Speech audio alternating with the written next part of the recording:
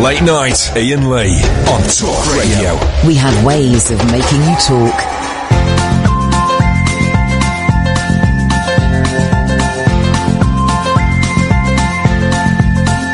There's a voice that keeps on calling me. Down the road, that's where I'll always be. Every stop I make a new friend. Can't stay for long, just turn around and I'm gone again. Maybe tomorrow I'll wanna settle down. Until tomorrow I'll just keep moving on. Down this road that never seems to end. When new adventure lies just around the bend. So if you wanna join me for a while, just grab your hat, come travel light, that's old style. Maybe tomorrow I'll wanna settle down. Until tomorrow, the whole world is my home. So if you wanna join me for a while, just grab your hat, come travel light, that's old style. Maybe tomorrow I'll wanna settle down. Until tomorrow, I'll just keep moving on.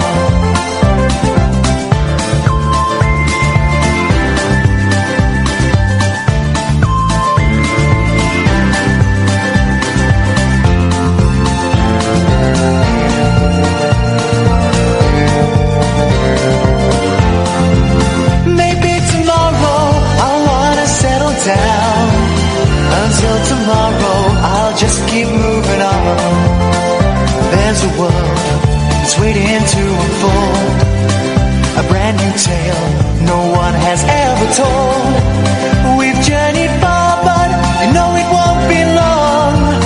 We're almost there and we paid our fare with a hobo song. Maybe tomorrow, I'll wanna settle down. Until tomorrow, I'll just keep moving on. So if you wanna join me for a while, just grab your hat, come travel light, that's old style. Maybe tomorrow I'll find what I call home. Until tomorrow, you know I'm free to roam. So today I think I went nuts. Actually, you know, there must be a word for it, and I think I'm doing my teeth, hang on. 0844 499 1000 is the telephone number if you want to be the first caller of the night and your name isn't Caddick, then maybe you can have a go at that. If you don't call up, I can see him on my screen here. If you don't call up, then Alan Caddick is going to be the first caller of the night again, guys. And if he's the first caller of the night 3 more times, he wins the station. He wins Talk Radio and gets to keep it forever. So it's in your hands, okay, guys? It's in your hands. Although, fair play, he will have to go to bed soon, of course. So I think I went just a little bit, crossed the line, and was looking in the abyss of insanity, like proper nutsoid. The potentially smearing myself in feces insanity, right? It was a good thing.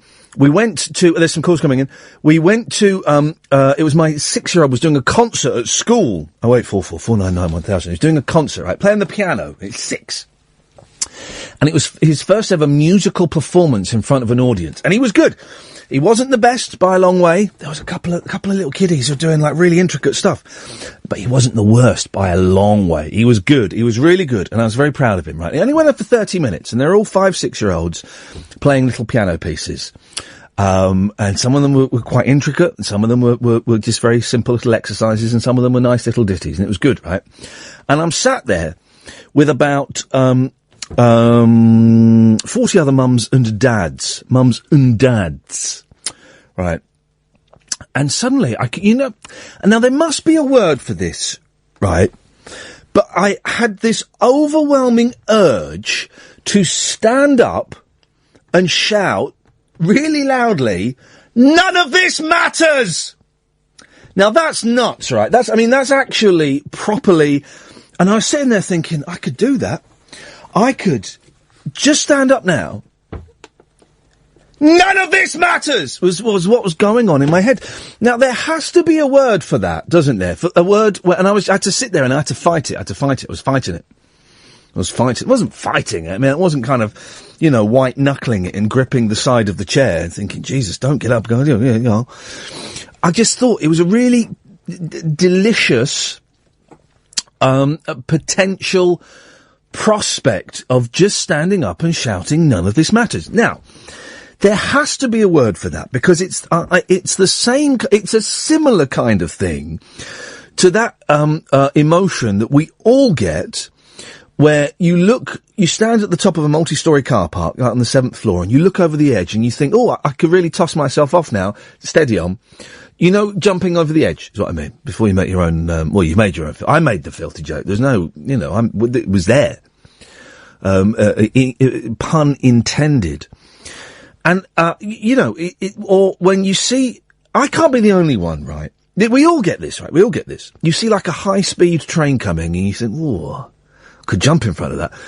Now, not going to jump in front of that, but, the thought of, I could jump in front of that. When you stand at the top of a tall building, I could jump off the edge of that. Oh, I wonder what, there's a pull. Do you know what I mean? There's a pull to it. And, I had this today in this concert of all these kiddies, and I just thought, I just want to stand up and shout, none of this matters. But then, I didn't know, I wasn't sure what the next chain of events would be. Well, the next chain of events would be I'd get told to shut up, probably. I couldn't go beyond the initial shouting in my head. And, why am I telling you this? Well, partly because there's a word for it, isn't there? Isn't there? I'm sure there's a word for it. And I can't think what the word is. If you know, 0844 499 1000. Alan, you're going to be the second caller. Bruce is the first caller. Good evening, Bruce. Evening, Ian. How you doing? There's a word for that, isn't there? You know what? I think you're right. If I had more time to prepare, I'd have probably told you what that word is. But unfortunately, I've got no idea. The Japanese, the people I admire greatly, have a word for, and I've been doing this a lot, right? I've been ordering loads of books online, loads of books. You can get books for a penny on Amazon, right? And a few quid, and I've been ordering, I've ordered about maybe 50 or 60 books in the last couple of months. And they're piled up beside the bed. They're all piled up beside the bed. And the Japanese have a word for that, which I think is wonderful. And I don't know what the word is. My Japanese is very rusty. Watashi no Nihongo wa totemo warui desu. My Japanese is very bad, but it's using the wrong bad in that sentence. It just shows how bad it is. And there is a word for, I don't even know what I'm trying to describe. The brain focusing in on something that's completely irrational and dangerous and would break the conventions of society. Do you know what I mean? Do you ever get that, Bruce? Do you know what I mean? Yeah, no, I do, absolutely. I mean, there have been times, and this is going to sound even probably worse than what you said, actually, but there have been times when I've had, like, a knife in my hand, or had something sharp in my hand. Oh, yeah. And just thought, what would happen if I just turned around and stabbed the person next to me? Not because, like, they've upset me, or anything like that, but what's scary about that is your brain is what causes that. Your brain is the thing that will make you action that. Yeah. So the thing is, it's like a reflux, isn't it? A reflux or a reflex? A reflux. Well, reflux is when you bring up milk, isn't it? Yeah, that's right. Look, I didn't expect to be first on. I'm a little bit out of the way. I just didn't want Katia to be the first one. That was all. Well, good. No, good for you. No longer must we suffer the slings and arrows of outrageous Katia. That's what I mean. Like, you know. Yeah, we can hear you, Katia. So I was just watching LBC. Sorry, he was watching LBC. Sadiq Khan's first phone in. All right, that's fine. And boy, oh boy, wasn't that a dull listen? But Alan. Yeah. You were on the Goulds earlier on. Talking about Peggy Mitchell. Yeah. and what happened to you last night? Because we were playing Katie Hopkins bingo, and then suddenly at 10:30 you put the phone down, and we called you back. No, my dad was moaning because he was waiting for a phone call. Oh. Who waits for a phone call at 10:30 at night? My mum wanted to say goodnight to him. Because my mum's in hospital, as you know. Yes. Yeah, how is she? She's getting, man. She's hoping to be out by Friday. Good. I'm getting people on Twitter saying that they have similar thoughts in places of peace and quiet, that they want to go nuts. There's Catherine says, intrusive thoughts, I want to smash all the glass and china in John Lewis's homeware department. And Darren says, I got detention at school for shouting out by the power of Grayskull during a school mass in 1987. I put that in my sleep once. You did what? I shouted by the power of Grayskull in my sleep. And how did that go down? I don't know. I was snoring my head off at the time. How do you know you did it? Because I had an app on my phone which takes me snoring. Hang on. No. Bruce, did you hear what I just heard, Bruce? Tell me what you heard there, Bruce. Well, I heard that, I think it was 1987, that this apparently happened.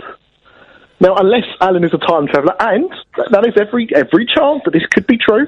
I don't really know Alan too well, but unless he's a time traveller, I'm pretty sure his home phone didn't have an app, so it called him sleeping and shouting out that word. In fairness to Alan, it was the text that said 1987, but Alan, what is going on there? What year did you shout out by the power of Grayskull? 2016. Okay, all right. Saturday night. Okay. Why have you got an app that records your snoring? I wanted to prove to... I had people accusing me that I don't snore. I wanted to prove to people that I don't snore, but actually I do. Have you got a recording? Have you still got the recording of you shouting out by the power of Grayskull? Yeah, but I can't access it while I'm talking to you on the mobile. Okay, supposing we were to terminate this conversation, would you be able to access it and send it to me? I don't know how to access it off the app and right, so you can't, basically you don't know how to access it. Yeah. Right, okay. So I don't believe it ever happened. I mean, not unless you phone me at 4:24 in the morning. I'm tempted. I'm tempted to do that. But I will say, in Alan's defence, though, Ian, that, and this is a true story. Yes. And I have the recording to back this up if you want me to send it in at some point. Yes, mate. I once recorded my wife... having an affair. My wife? My wife? No. My wife? She was talking in her sleep. She did it every now and again, so if it woke me up, I would record the sound. Oh, yeah. And I had a conversation with her one night. Oh, yeah. And I said to her, so what's going on? And she went, I'm taking a shark. I said, okay, where are you taking a shark? For a walk in the park. And then she said, no, don't touch him. But like, she has no recollection of this the next morning. Luckily, I had the audio and we played it, we've had a good laugh, and of course, I've given it to everybody that knows her. Of course, pass it around. Send it in to me. We'll play it on the radio, of course, with great pleasure. Bruce, you wanted to stab somebody. Andy has the opposite of that. Andy says, I often tend to think, I wonder what would happen if I just kiss this person when I'm talking to someone. Oh, yeah, no, I've had that as well. I've had that when you're talking to someone and you think, like someone in the bank or something, you think, if I just leant in for a kiss now, what would that be like? I'm straight. I am straight, and yeah, I've had that for both male and females. Yeah. Yeah. Never had a gay experience or anything like that, but I've had that feeling. Yeah. Can I say, right, I reckon I could kiss a bloke if he was clean shaven, right? The thing that puts me off being gay, right, is I think the penis is a very unattractive organ. And the thought of putting that anywhere, even in my hand, or, anywhere, or in my the thought of putting another... I just think it's ugly. What about Casio? What? Casio organ. Oh, jeez. But so that's pretty much the only thing that puts me off, is the fact the penis is so ugly. If there was a gentleman that had a beautiful penis, then... Maybe that could be tonight's one of your topics tonight. Have you got a beautiful penis? Do you know what, guys? We're off and running. Thank you, Alan. Thank you, Bruce. 0844 499 1000. How beautiful is your? It is a very unattractive. I can recognise beauty in men and beautiful men and attractive men, but the genitals really, I just think, are absolutely repulsive. And when have you had that moment where you've just wanted to shout something or do something or smash something or kiss somebody or stab somebody? 0844 499 1000. Okay, so we have stumbled on something here, dear listener, as we often do. Normally it takes a little bit more than 19 minutes of the show to stumble on it, but we have stumbled on something. So I was at a concert that my eldest was playing at, and there were moments of quiet, and it was, it was tense. And I wanted to stand up and shout, "None of this matters!" It was the phrase. It was just going round and round in my head. Now, of course, it did matter, to a certain extent. It mattered to the kids because they were having it was an emotional time, but I really wanted to shout this out. Loads of you on Twitter have had a similar thing. Paul says, sometimes I have a conversation with someone and in my head, I play through punching them. I can't sit through 2 minutes of silence without having to resist the urge to scream something really inappropriate, says Julie. I just randomly screamed Dow Egberts for no reason when it was quiet. I felt it bubbling up.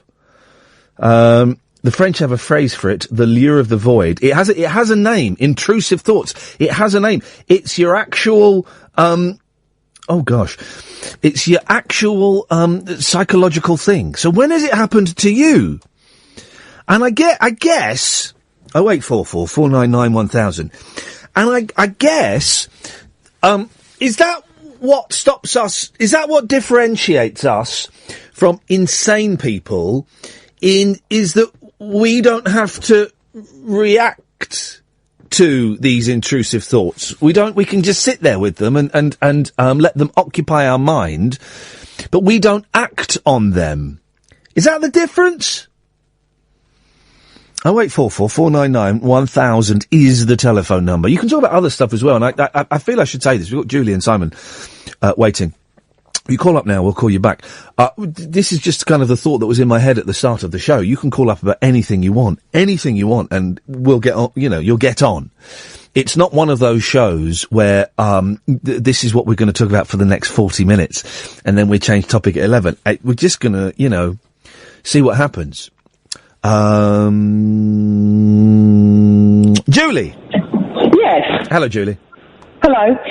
When you started to say you wanted to say none of this is worth it, or it's all meaningless, I was going to say that's futilitarian, the belief that everything in life is futile. But what you've actually said is that it's more actually about the urge to say thing rather than what you were going to say. I think the urge is the predominant thing, right? In which case, I think it's like desublimation, isn't it? What? Desublimation? You've literally just made up desublimation. It's like where, for example, so you don't break social norms, you have the urge to do something crazy. So, like, for example, if you work hard during the week, you might go on a bit of a bender at a weekend or something like that. Yeah.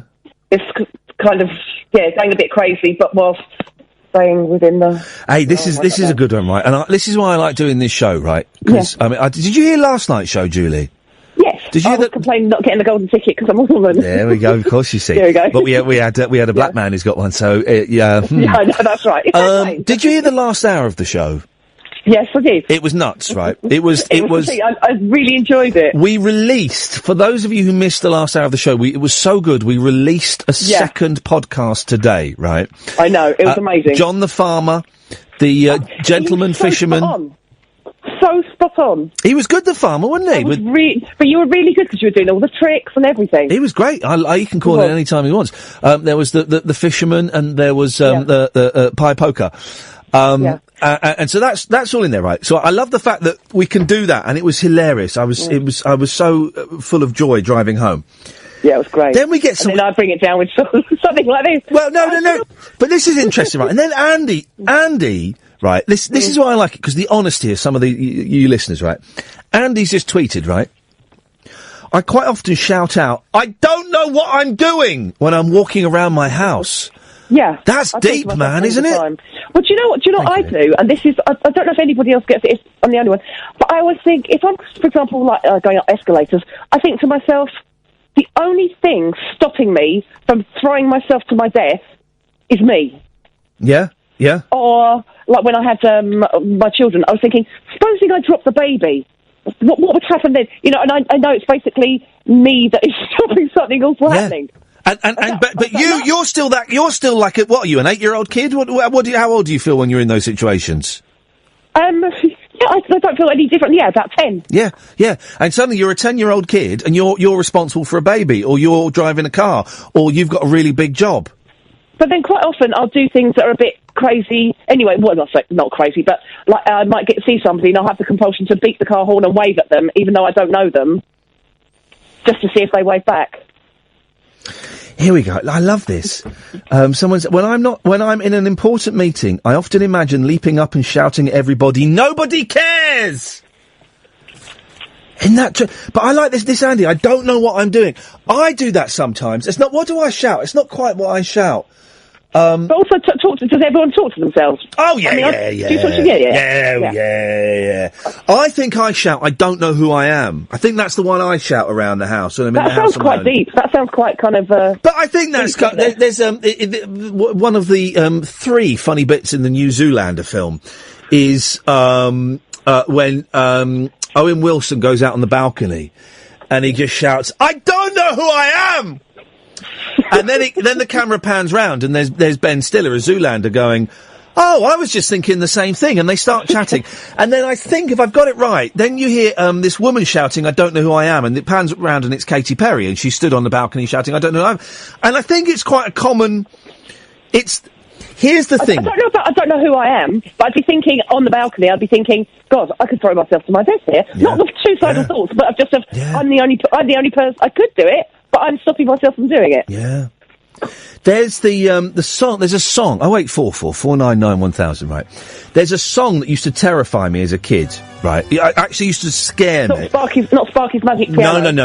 I enjoyed that. I quite dug Sparky's. But I remember hearing it on the radio in my bedroom when it was really dark, and it terrified me, right? And it's Talking Heads, and it's, I can't remember let me pause this. I can't remember what the song's called. And This Is My Beautiful Wife. And you may find yourself in a beautiful house with a beautiful wife. This is not my beautiful wife. This is not my beautiful wife. This is not my beautiful house. How did I get here? My God, what have I done? What have I done? And there's part of that is that I think, because in my head I'm like 8. I think, how the hell did I get here? Yeah. How did I get here, man? What's going on? Another brick in the wall. That used to terrify me. Absolutely used to petrify me. The kids bit. Yeah, the kids bit and the walking hammers, and I just used to find it so awful and sinister. We can throw that out there. Songs that used to scare you. 0844 499 1000. Julie, thank you very much indeed. Simon's on the line. Yes, Simon. Hi, Ian. How you doing? This is a heavy start to the show, man, isn't it? Yeah, not bad. But luckily, I'm playing. This is jolly. This is jolly. It's a string quartet playing A Hard Day's Night by the Beatles, so that will lift us a little bit. What you got for us, Simon? Well, I work in psychiatry, and you kind of said, but I was phoning in. Oh, go on, mate, go on, no, don't worry.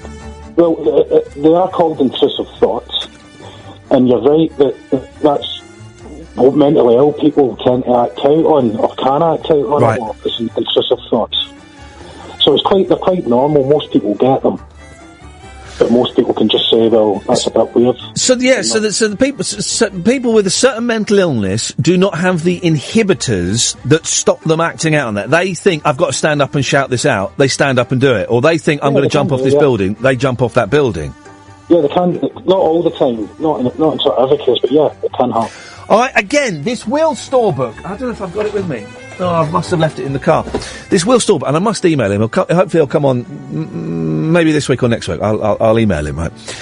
And he talks about... what was the point I was going to make? I've just forgotten the point I was going to make.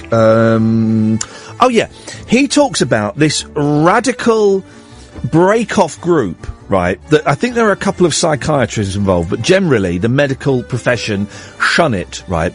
Of people who hear voices in their heads, right? You get prescribed lots of drugs. So you don't hear the voices, but the drugs have terrible side effects for a lot of people. They make you lethargic, you lose, you get very overweight. You get very overweight, you lose interest in sex, you know, some people become a little bit zombified.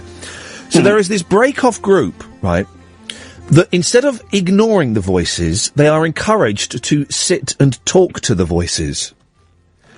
And they have conversations with the voices and try and reach a kind of middle ground with them where they kind of say, look, all right, voices, I'm going to acknowledge you, right? But by acknowledging you, you have to agree to give me a certain amount of time without you so that I can function in normal society. There's been sort of anti-psychiatry movements for sort of 50 years or so. Yeah. They have tried to sort of look at sort of non-medical approaches and, you know, getting people to sort of embrace their mental illness in a different way. And here's another thing, right? I heard the most amazing... I listened to Radio 4, there's this brilliant programme on psychiatry, right? And I heard the most amazing statistic, right? You'll never get this. Unless you heard this, you will never get this, right? Guess which profession has got one of the highest suicide rates? There's one profession, right? It's got 4 times the suicide rates of doctors. What? Psychiatrists? No. It's vets. Vets have... This is an incredible fact, right? Vets have got one of the highest suicide rates in any industry.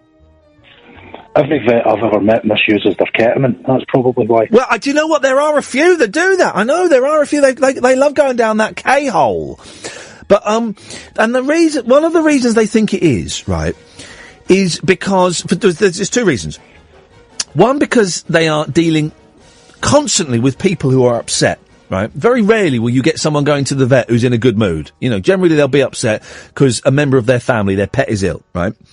And also because they have to kill so many animals, right? They have to euthanize so many animals. And then they're in a room where they're telling someone, we're going to have to put down your dog. So you've got crying children, crying adults, and they're killing animals constantly, right? And they reckon that it's because of that vets have got I want to say the highest, but I'm not sure if that's true. So they've got one of the highest suicide rates in any industry. Vets! They're vets! I'd still blame the ketamine. I would, but boy oh boy, I would blame that ketamine. Simon, thank you very much indeed. Honestly, and this is the show's gone off on a weird tangent already. 30 minutes in, beautiful, love it. 0844 499 1000. If you're a vet, how are you doing today? Because I listened to this thing and I thought, I can't, but I must have got that wrong. And I googled it just before the show. Study looks at factors in high veterinary suicide rates in the UK. There's loads of reports on it. It's the weirdest thing, man. If you're a vet, what the hell is going on in your world, man? 0844 499 1000. We call you back. 0844 499 1000 is the telephone number if you want to give us a call. Yes, Russ! Hello. Hello, Russ. How are you doing? Hello, darling. Hello there. Not forgotten, buddy. I've not forgotten. I was waiting for it to buffer. It was buffering. Yeah, you like a bit of buffering, I love a bit of buffering, mate. I love a bit of buffering. You ever made butter, Russ? I've ever made... Yes, I used to do it as a kid. We used to get the full fat milk. Yeah. And how did you do it? Just shake it up? Yeah, no. What you used to... The old silver top full fat milk in a jar. Yeah. In the glass. Before it had been shook up, you'd take the lid off and carefully pour the cream, the thick cream from the top that used to rise to the top. Just pour that out without the milk. You'd need probably enough from a few bottles, and I can't remember. I think you used to shake it or stir it, add a bit of salt and stuff, and it'd make butter. I remember doing it at school as well. It was dead nice. I love a bit of best butter, I do. I remember on another... Sorry, I just stopped the Periscope, guys. I wanted to check I was on the Wi-Fi, and I was on the Wi-Fi, so I can start the Periscope again. Hang on a second. I once, on another radio station, spent the entire 3-hour show shaking some milk to make butter because a friend of mine, an actor, lady actor I was working with told me. And it makes the tiniest bit of butter ever. You don't get a lot. It's the cream, isn't it? You need the cream, but I don't think you get it nowadays. Even from the milkman in the bottles, it doesn't seem to have the full fat at the top. What the hell is going on with our milk? I don't know, mate. It's always you, Ian. Well, milk. Little bit of politics there. But why? Now listen. Why aren't we allowed to have? Now, the milk we get is pasteurised, is that right? That's right, isn't it? Yes, it's pasteurised. Yeah. Why aren't we allowed to have non-pasteurised milk? Because I've heard, right... Probably all this health advice. Well, I mean, yes, admittedly, it kills all the bugs and stuff. But I've heard... Hang on a minute. The thing's gone to cock. Hang on a minute. There we go, that's better. That, non-pasteurised milk is much tastier. I don't know that I've actually had none. I don't think you're allowed to. It's illegal. It's illegal. It's illegal. Yeah. It's illegal. And that's not Europe, Russ. That law was made in this country. It's Europe. I bet it's Europe. Do you know what they're trying to do now? They're bringing in MOTs for caravans. Good. Well, listen, we don't really want to dwell on Europe too much. I'm just trying to do the headphones on it, because we'll get in trouble. But, hang on a minute, there should be MOTs on blooming caravans, of course. Yeah, but how many accidents are caused through caravans? Huh? How many accidents are caused through caravans, really? Yeah, but caravans are a bloody nuisance. Yeah. They are if you get stuck behind one on a country road, I'll give you that. Here we go. Have you got a caravan? No, but... Boom! So what's your problem, Russ? You haven't even got a flipping caravan. Now, my parents used to have them, and I've toyed with the idea, but I just can't be arsed with the hassle. There's too much mucking about. And to be honest, it's not the cheap camping and caravanning. It's not the cheap option anymore like it was 30 Well, now it's all rip-off. Now it's all glamping. Yeah, glamorous camping. Humping. Sorry. That was even by your standards, that was a stretch of the innuendo. What you got for us, Russ? Well, you were talking about talking out loud. Yeah. Yeah. Well, I'll get it. I mean, obviously, you probably experienced it with the sat-nav. Yes. You've got that stupid woman telling you what to do. Oh, I turned the voice off on the sat-nav. Yeah, I know what you mean, though. Yeah, you've just reminded me, right? My car is filthy, right? Filthy. Because I kind of sleep in it and I eat in it and I just chuck the wrappers on the floor and all that. And I thought, today, I'm going to clean it up a little bit, right? And I went to one of them car valets. And it is valet, not valet, which is crazy. So I went to this car valet, right? And I've been there before, and they clean the inside and out. I didn't do a full valet, right? But they clean the inside and out, I think for 20 quid, right? Mm. And it was dirty. I cleaned out all the rubbish, but it was dirty because I had the dog in the back seat and she'd been muddy. So it was dirty, right? And I said to the fella, how much? It's a Polo. Right? It's a Polo, Russ. I said, how much? Clean the outside and give the inside a bit of a zhuzh and just clean the seats up a bit. Right. And this fella looked at it and he went, how much do you want to pay? I said, sorry. And he started saying, well, look, it's very dirty. It's filthy. How much do you want to pay? I said, I don't know what you're saying to me, mate. Can you just give me a price? And he was going all around the houses, right? How much do you want to pay? I said, mate, just tell me a price, right? And I'd noticed it said on the thing, quick zhuzh inside and out, 25 quid.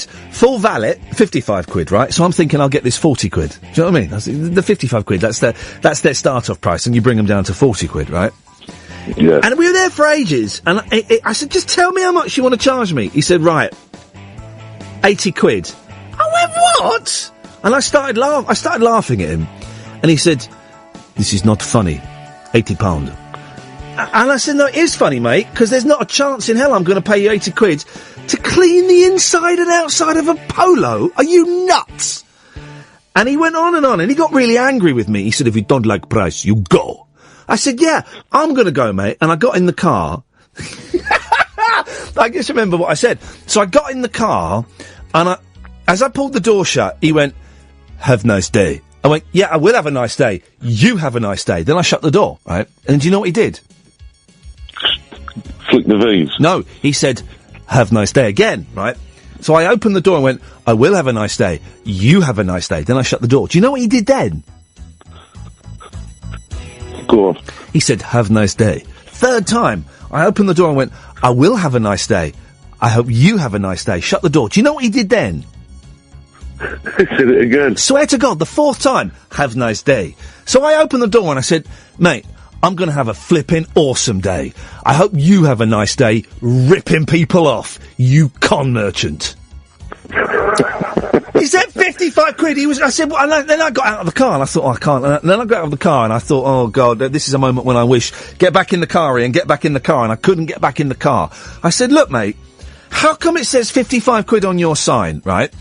And you're telling me 80 quid. Yes, I know it's dirty. We all know that 55 quid is cash in hand, right?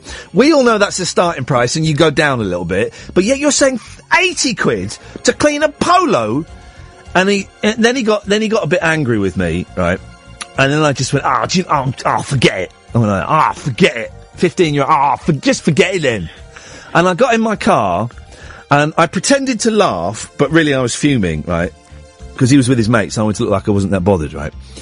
And then, as he walked off, I bid my horn, and I gave him the thumbs up, and drove off, literally drove off laughing. But inside I was fuming. And do you know what I did then, Russ? I went to the car wash at the Shell garage just around the corner, and I had to treat myself to a gold. Didn't go platinum, not crazy, but I treated myself to a gold car wash, £6.50. So that's the outside done, thank you very much. Then I went home, and I got a big bowl of soapy water, I got some Vanish, and I got the Hoover out. I cleaned the inside of the car. It took me 30 minutes. It's not perfect, but I'm not 80 knicker down, Russ. You should treat yourself to a nice Karcher. A what? The pressure washer. Oh, what? Fire it off? No, I can't be bothered with that. Life's too short to actually clean the outside of a car yourself. I used to do that a lot when I was a kid, cleaning cars. I'm never cleaning a car again. Just sitting there. I love the car wash. It's like being on a fairground ride, Russ. I love it. 0844 499 1000. Thank you, Russ, is the telephone number if you want to give us a call.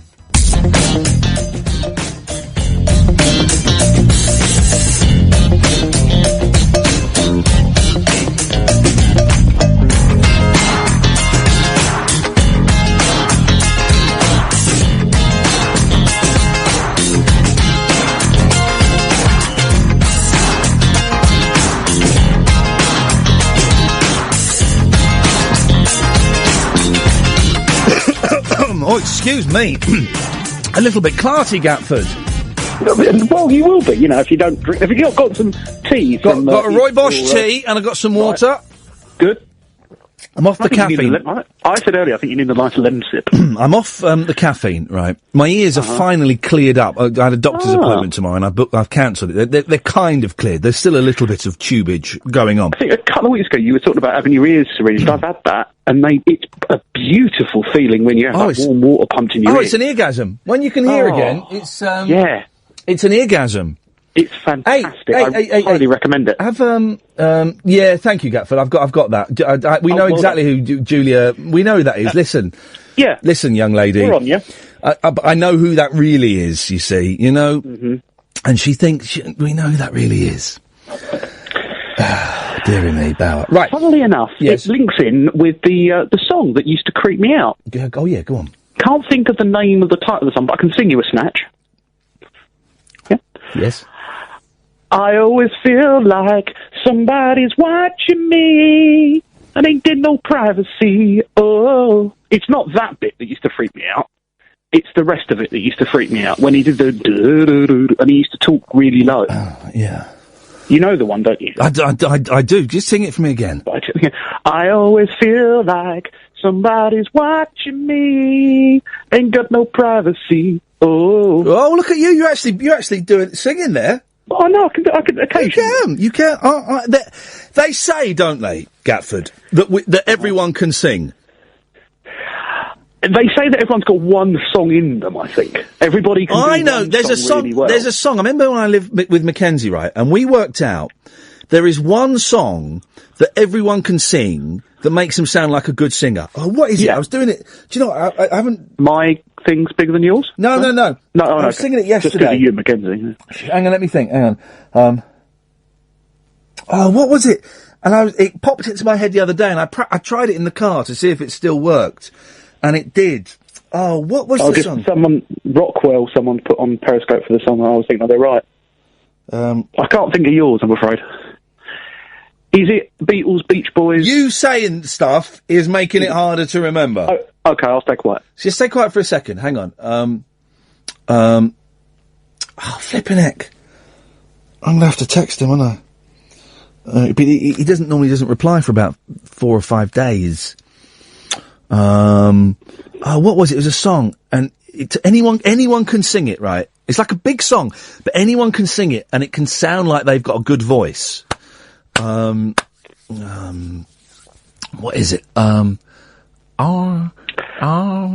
doing that? You have to do it in that voice. I'm trying to remember. We discovered it around the same time. We got very, let's say, drunk and phoned up Quentin Crisp. Really? Yeah, Quentin Crisp's phone number, the homosexual celebrity homosexual. Yeah. His phone number, you could just phone up, like, New York Director of Inquiries and get his phone number, so we did one night. Really? I'll be honest, we were mashed up on booze. Oh, right. As you do. And we phoned him up. Hello? Was it? Oh, my goodness. Is that Quentin Crisp? Yes. And you recorded these calls? No, of course not. Of course we didn't record it, because we are dumb. What was the song? Guys on Periscope, I'm going to have to stop you now, because I've got to text Mackenzie and find out what... Is it... so that's how it goes. Yeah? No, hang on a minute. I tell you what, can I play you a clip? Let me play you this clip, right? This is, flipping it, hang on a minute. So, can I play you a clip from the Chris Miles show? Yeah, I think I know what clip you're going to play, but this is Chris Miles talking to Steve Allen. Have a listen, hang on, while I text Mackenzie. Okay. I am a guest. Well, well done on your award. I'm very pleased. Thank you very much. 73 years in radio. Unbelievable. And finally won the Gold Award. 73. Hey, what's Iain Lee's beef with you? He was banging on about you the other day on Twitter, having a bit of a whinge. I know, really? Yeah. Do you know him? Well, he used to work for us. Oh. That's all I know. He seemingly was saying some things about you. Really? Yeah, I'll stick up for you. I don't have any beef with Iain Lee whatsoever, but I'm not having that. Not having people picking on my... No, exactly. On my Steve Allen. Listen to what Steve Allen... Dreadful person. Did you hear that? Here we go again. Really? Steve Allen. Yeah, I'll stick up for you. I don't have any beef with Iain Lee whatsoever, but I'm not having that. Not having people picking on my... No, exactly. On my Steve Allen. Dreadful person. Dreadful person. Right. One of the tweets he did say you were a bit too fat. Then listen to what he says about Katie Hopkins. Listen. Well, that's not true. You know what? That Steve used to hate me, met me, and now likes me. So I wouldn't say that's two-faced. I don't think that's two-faced. Somebody said to me, "Oh, so you've had guests in conversation you used to slag off," and you go, "Yeah." Everybody can change their opinion. That's called being two-faced, Steve. Nice to meet Little Miss Perfect out there. And by the way, Steve often has guests on that he doesn't like, and still doesn't change his opinion afterwards. No. Oh, I did about Katie Hopkins. There we go. I didn't like Katie Hopkins to start with. Horrible person. You shouldn't have stayed in that place. She's really nice. Ladies and gentlemen, he calls me a disgraceful person and Katie Hopkins really nice. The thing is, right, Valen knows exactly why I got beef with him. When I used to work at LBC, he would spread rumours around there that I was a thief and I'd nicked a Nick Ferrari shower radio. Also, when I used to have to do handovers with him, just before the microphones would go on, oh, yeah. he would say something outrageous to me, like, "Oh, I just watched that Ken Bigley video. Oh, he screamed like a big girl." Remember Ken Bigley was the gentleman that was executed? And he would say stuff like that just before we're going on, and it would completely throw me, right? So he would try and make me uncomfortable, and he would spread rumours about me, right? And that's fair enough, Alan. That's fair enough. You want to do that, right? The only reason I've taken it on Twitter and on air is because he slagged me off on air. And he knows he slagged me off on air. He slagged me off on air before I did. He started it. Please, sir. He started it. And do you know what? It just goes to show that the Archivers, I mean, Jesus, they gave him a gold award. Or it turns out if I want to win an award next week, I need to say that we need to kill Stephen Fry. That's something he actually said on his show. Yep. And I need to start talking about fat slags. I need to start looking at women on television and magazines and say, look at that fat slag. That's what I need to do to get a gold award. Beautiful. I'm in. I can do that. Easy. Do you want to do it now? No. Oh, okay. No, I don't want to do it. I think you've got more, what's the word I'm looking for? Oh yeah, class. Yeah, that's the one. That's the thing. That's the thing. But, I'm not going to work out what that song is, and Mackenzie might text me now. So what is it, 4 days? If I wait on, so what about Monday?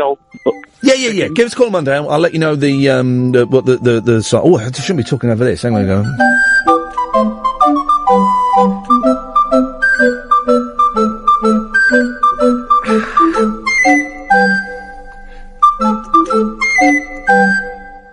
There we go. 0844 499 1000 is the telephone number. If you want to give us a call, you're more than welcome to. So it turns out that that's a relief, because I did think there was something going wrong. It turns out I'm not alone, and that loads of people, loads of you, have that thing in your head where you want to shout something outrageous, or it's weird, isn't it? Why do we? Okay, so we all know that we get it now. And it's a really, really common thing, right? I'm still trying to think of what that bloody song is. There's a song, and if you sing it in a certain way, it makes it sound like you're a really good singer. Anyway, it'll come to me. So what makes these intrusive thoughts actually happen then? It's quite a heavy start to the show, now I think on it. We've talked about vets have got a really high suicide rate. So have dentists. Dentists not as high as vets, but they've got quite a high suicide rate as well. But vets, I mean, until it was mentioned on this Radio 4 show, I would never have considered that vets were in a particularly vulnerable position. But it turns out they are. If you're a vet, how does that make you feel? I guess is the question. How does that make you feel? Really? 0844 499 1000. These intrusive thoughts, and loads of you on Twitter are sharing these about, you know, not wanting to jump in front of trains, but the thought comes when a high-speed train comes. The thought comes into your head, oh, I could jump in the front of that. I wonder what that would be like. And I've had I think it was Bruce earlier on, or maybe it was Simon, who said the thing about the knife. What would it be like to stab that person in the gut? It's weird, isn't it?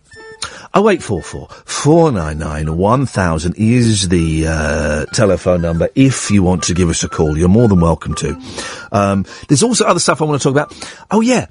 I was listening to another thing on another radio station, and it featured quite heavily Morse code, right? And is Morse code still a thing? In the 21st century, right, when we have all of these different ways of communicating, right, and we got WhatsApp. Surely WhatsApp must have been the final nail in the Morse code coffin. You would have thunk, wouldn't you guys? You would have thunk. But I think there are still some people that do. What situation would you ever be in, right, when Morse code would be a boon to you? And what does a boon actually mean? What is a boon? And don't say Michael Elphick. I don't even know what a boon is. But when would Morse code, when would you go, nuts, man. Right, quick, go to the cupboard and find the little Morse code tapper. We need that now. That's the only thing that's going to save our souls. I just can't think of a situation beyond 1978 when Morse code would be the same with semaphore. Has anyone ever actually needed to use semaphore? I remember years ago when I was a kid having a book about it, right? A book about semaphore. It was certainly one of the things that was in there. 0844 499 1000. And, you know, it's the thing with the flags, and you hold the flags in different positions to spell out different words. And the front cover of Help, I believe, is the Beatles doing Semaphore. And I think they spell help wrong, don't they? I think they've got it wrong on there. If memory serves me correct. Why would anyone need to use those things? And also, right, if you know Semaphore, and you've got the flags, and you're on a hill, right, and you need to communicate with people on the other hill, what are the chances of them knowing Semaphore? It's completely dependent that they know it as well. So surely the whole thing is a waste of time. And maybe nobody uses it now. Maybe nobody uses it now, and this rant is completely pointless. If you want to give us a call about that, or anything at all, not that fussy, 0844 499 1000. Talk Radio. 084. I'm sorry, I'm arguing with Monkeys fans online about the merits or lack of the song D.W. Washburn. No, I'm a 42-year-old man. The world has gone nuts. This is Iain Lee. This is Talk Radio. We'll carry on talking about voices in your heads, suicidal vets, songs that you were scared of, and anything you want to bring to the table. Give us a call now. Excellent chance. 0844 499 1000. We call you back. This is Talk Radio. This is the news. Late night, Iain Lee on Talk Radio. We have ways of making you talk. Well, I'm not the kind to kiss and tell, but I've been seen with fire up. I've never been with anything less than a 9. So fine, I've been on fire with Sally Field, gone past with a girl named Bo, but somehow they just don't end up as mine. It's a death-defying life I lead. I take my chances. I die for living in the movies and TV. But the hardest thing I ever do is watch my leading ladies kiss some other guy while I'm bandaging my knee. I might fall from a tall building, I might roll a brand new car, 'cause I'm the unknown stuntman that made Redford such a star.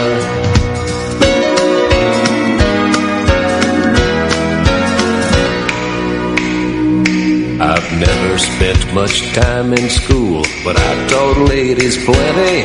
It's true, I hire my body out for pay. Hey, hey, I've gotten burned over Cheryl Teague's, blown up for Raquel Welch. But when I wind up in the hay, it's only hay. Hey, hey, I might jump an open drawbridge or Tarzan from a vine, 'cause I'm the unknown stuntman that makes Eastwood look so fine.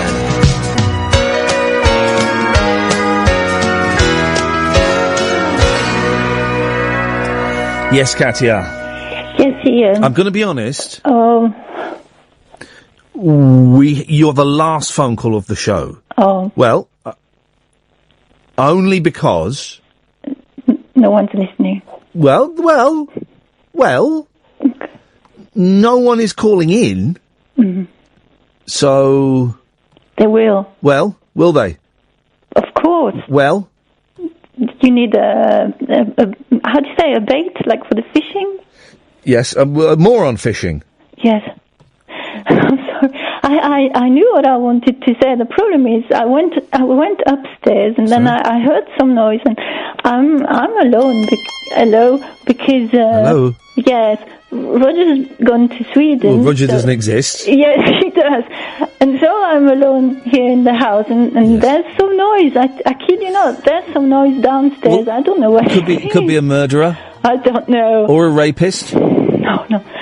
The thing is, right, we mentioned this the other day, all houses make noise. And there's this horrible phrase. Wow. There's this horrible phrase in English, which you must have in, Dutch. The house is settling down for the night. Yeah, well, I'm going to tell you a story, which is what happened. Is it spooky? Should I put some spooky music on? Yeah, it actually is, and it actually is, isn't it? Okay, here we go. Hang on a second. Let me just. Oh, my computer's gone completely to cock. Hang on. Here we go. This is spooky music. You ready for this? Here we go. In your boot? Oh no, that's not spooky music. That's you saying in your boot. Indeed. Here we go. There we go. Thank you. Hang on. There. What? Here. 4 o'clock. Yes, 4 o'clock in the morning. Yeah. Roger and I, we are making love, making mad, passionate love in all kinds of exotic continental positions. Yeah. Some of those acts are legal in various parts of the United States, yes. Yeah, with croissant crumbles and all that. Croissant crumbles everywhere. Beautiful. Apple crumble. Spotted dick? Oh. Anyway, so 4 o'clock, we hear some strange noise. Yeah. We think it's outside. I think it's outside. I think, it doesn't matter. It's probably the pub, Is this the bait that's going to get people to call in? Well, I don't know, because it's quite... okay, let me get to the end. Well, I just want to know, is this the bait that you is this the bait that you mentioned? Yes. Right, okay. Okay. Roger, he hears it Not as now, well. thank you. But he doesn't do what I do, which is to put a pillow on my head. So if there's a burglar downstairs, you cover your ears so you can't hear it. Yes. Okay, that's sensible, yeah. Then 8 o'clock, fast forward, 8 o'clock in the morning, 4 hours. I open the door, it's the police. It's the police. He says, have you heard anything? I said, no, I haven't. Yeah. Why? And that's the neighbor. It's the neighbor. He's an old boy. He's 70 years old. Yeah. Is he a murderer? Actually, he is. And that's not funny. But what we heard. He is a murderer. What we heard through our wall was our neighbor using a hammer to. If I had a hammer. Terrible. But that's terrible to murder his brother. Oh, sweet Lord. And that's what I heard. So. It's grandson. I never thought it would happen. Let's not say any. Let's not give away any more details, because I'm assuming now this was recently, was it? Finished. I mean, he went to prison. Oh, he's gone to prison. He's been sentenced for it. For 2 months. What? Hang on. Whoa. He murdered his brother with a hammer and went to prison for 2 months. I know. Come on. No. Come on. I can send you the article. You will read it. I know. 2 months. Because Why? because he's 70, and because old murderers still go to prison for longer than 2 months. I know that's mad, and also it happened more or less near Christmas time. Oh, maybe they were being soft because it was Christmas. No, not because of that. But then he went into sort of custody, and then in the morning I hear a kind of scrubbing thing. Again, that day I was alone, and I think, okay, that's the neighbor. Then I think, what do you mean it's the neighbor? It can't be him, but yet it's him. And he comes knocking on my door. I didn't know it was him. I opened the door, and I'm like, but he's 70, so he's not going to do anything to me anyway. He stoved someone's head in with a hammer. Yeah, he's put not. And he says to me, guess what he asked? Guess what is the first thing? Can I borrow your hammer? No. Have you seen my brother? No. He says to me, do you know when is the day for the recyclables? That's what the recycling thing. That's the first thing he asks me. So he may be a murderer, but he is environmentally conscious. That's good. That's a good. Maybe that's why they only gave him 2 months. Probably, and I said, because I was so stunned, because why was he there? I said, I'm sorry, I don't know. And he looks at me and he says, you know. No, he says to me, oh, you don't really have a good memory, have you? Now, I think, okay. You should say, yeah, I know you. I remember you murdering your brother. Do you remember that, you nut job? But no, so that's it. That's why, I hear things and I'm not sure anymore about stuff. He got 2 months. He got 2 months. Yeah, I can send you the article. Send me the article. Yeah. I want to read the article. Yeah. The way it's written is because the judge thought, well, he was looking after his brother, who used to be, who was how do you say, disabled. Is he a mechanic? Who? The murderer. He didn't. He never worked. Why? Okay, I've just googled Grantham murder. Got to be careful there when you do it. Got to put in another word, otherwise you get into all kinds of trouble. Yeah, Grantham murder hammer. Yeah. I don't know if they say. I'm going to find it. It's in the Grantham Journal. What year was this? That was 2014. Okay.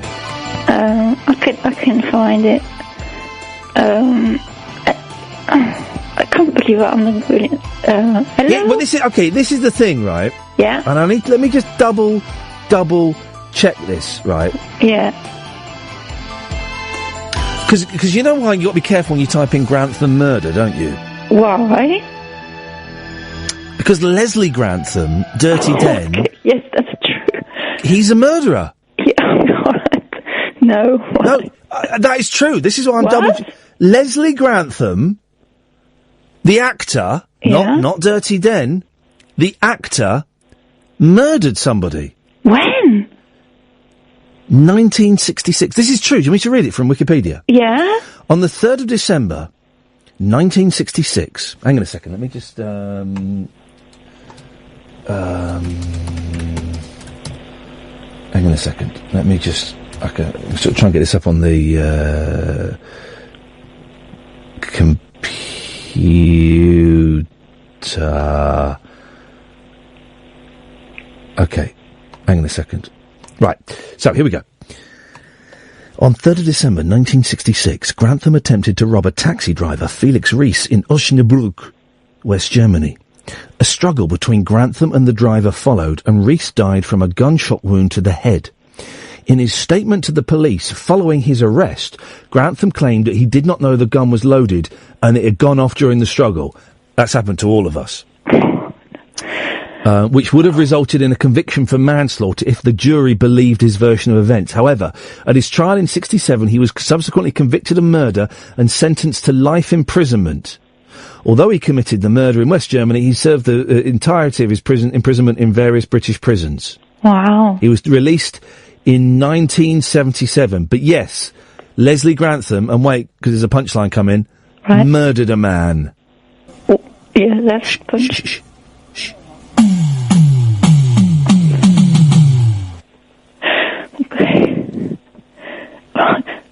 Is it?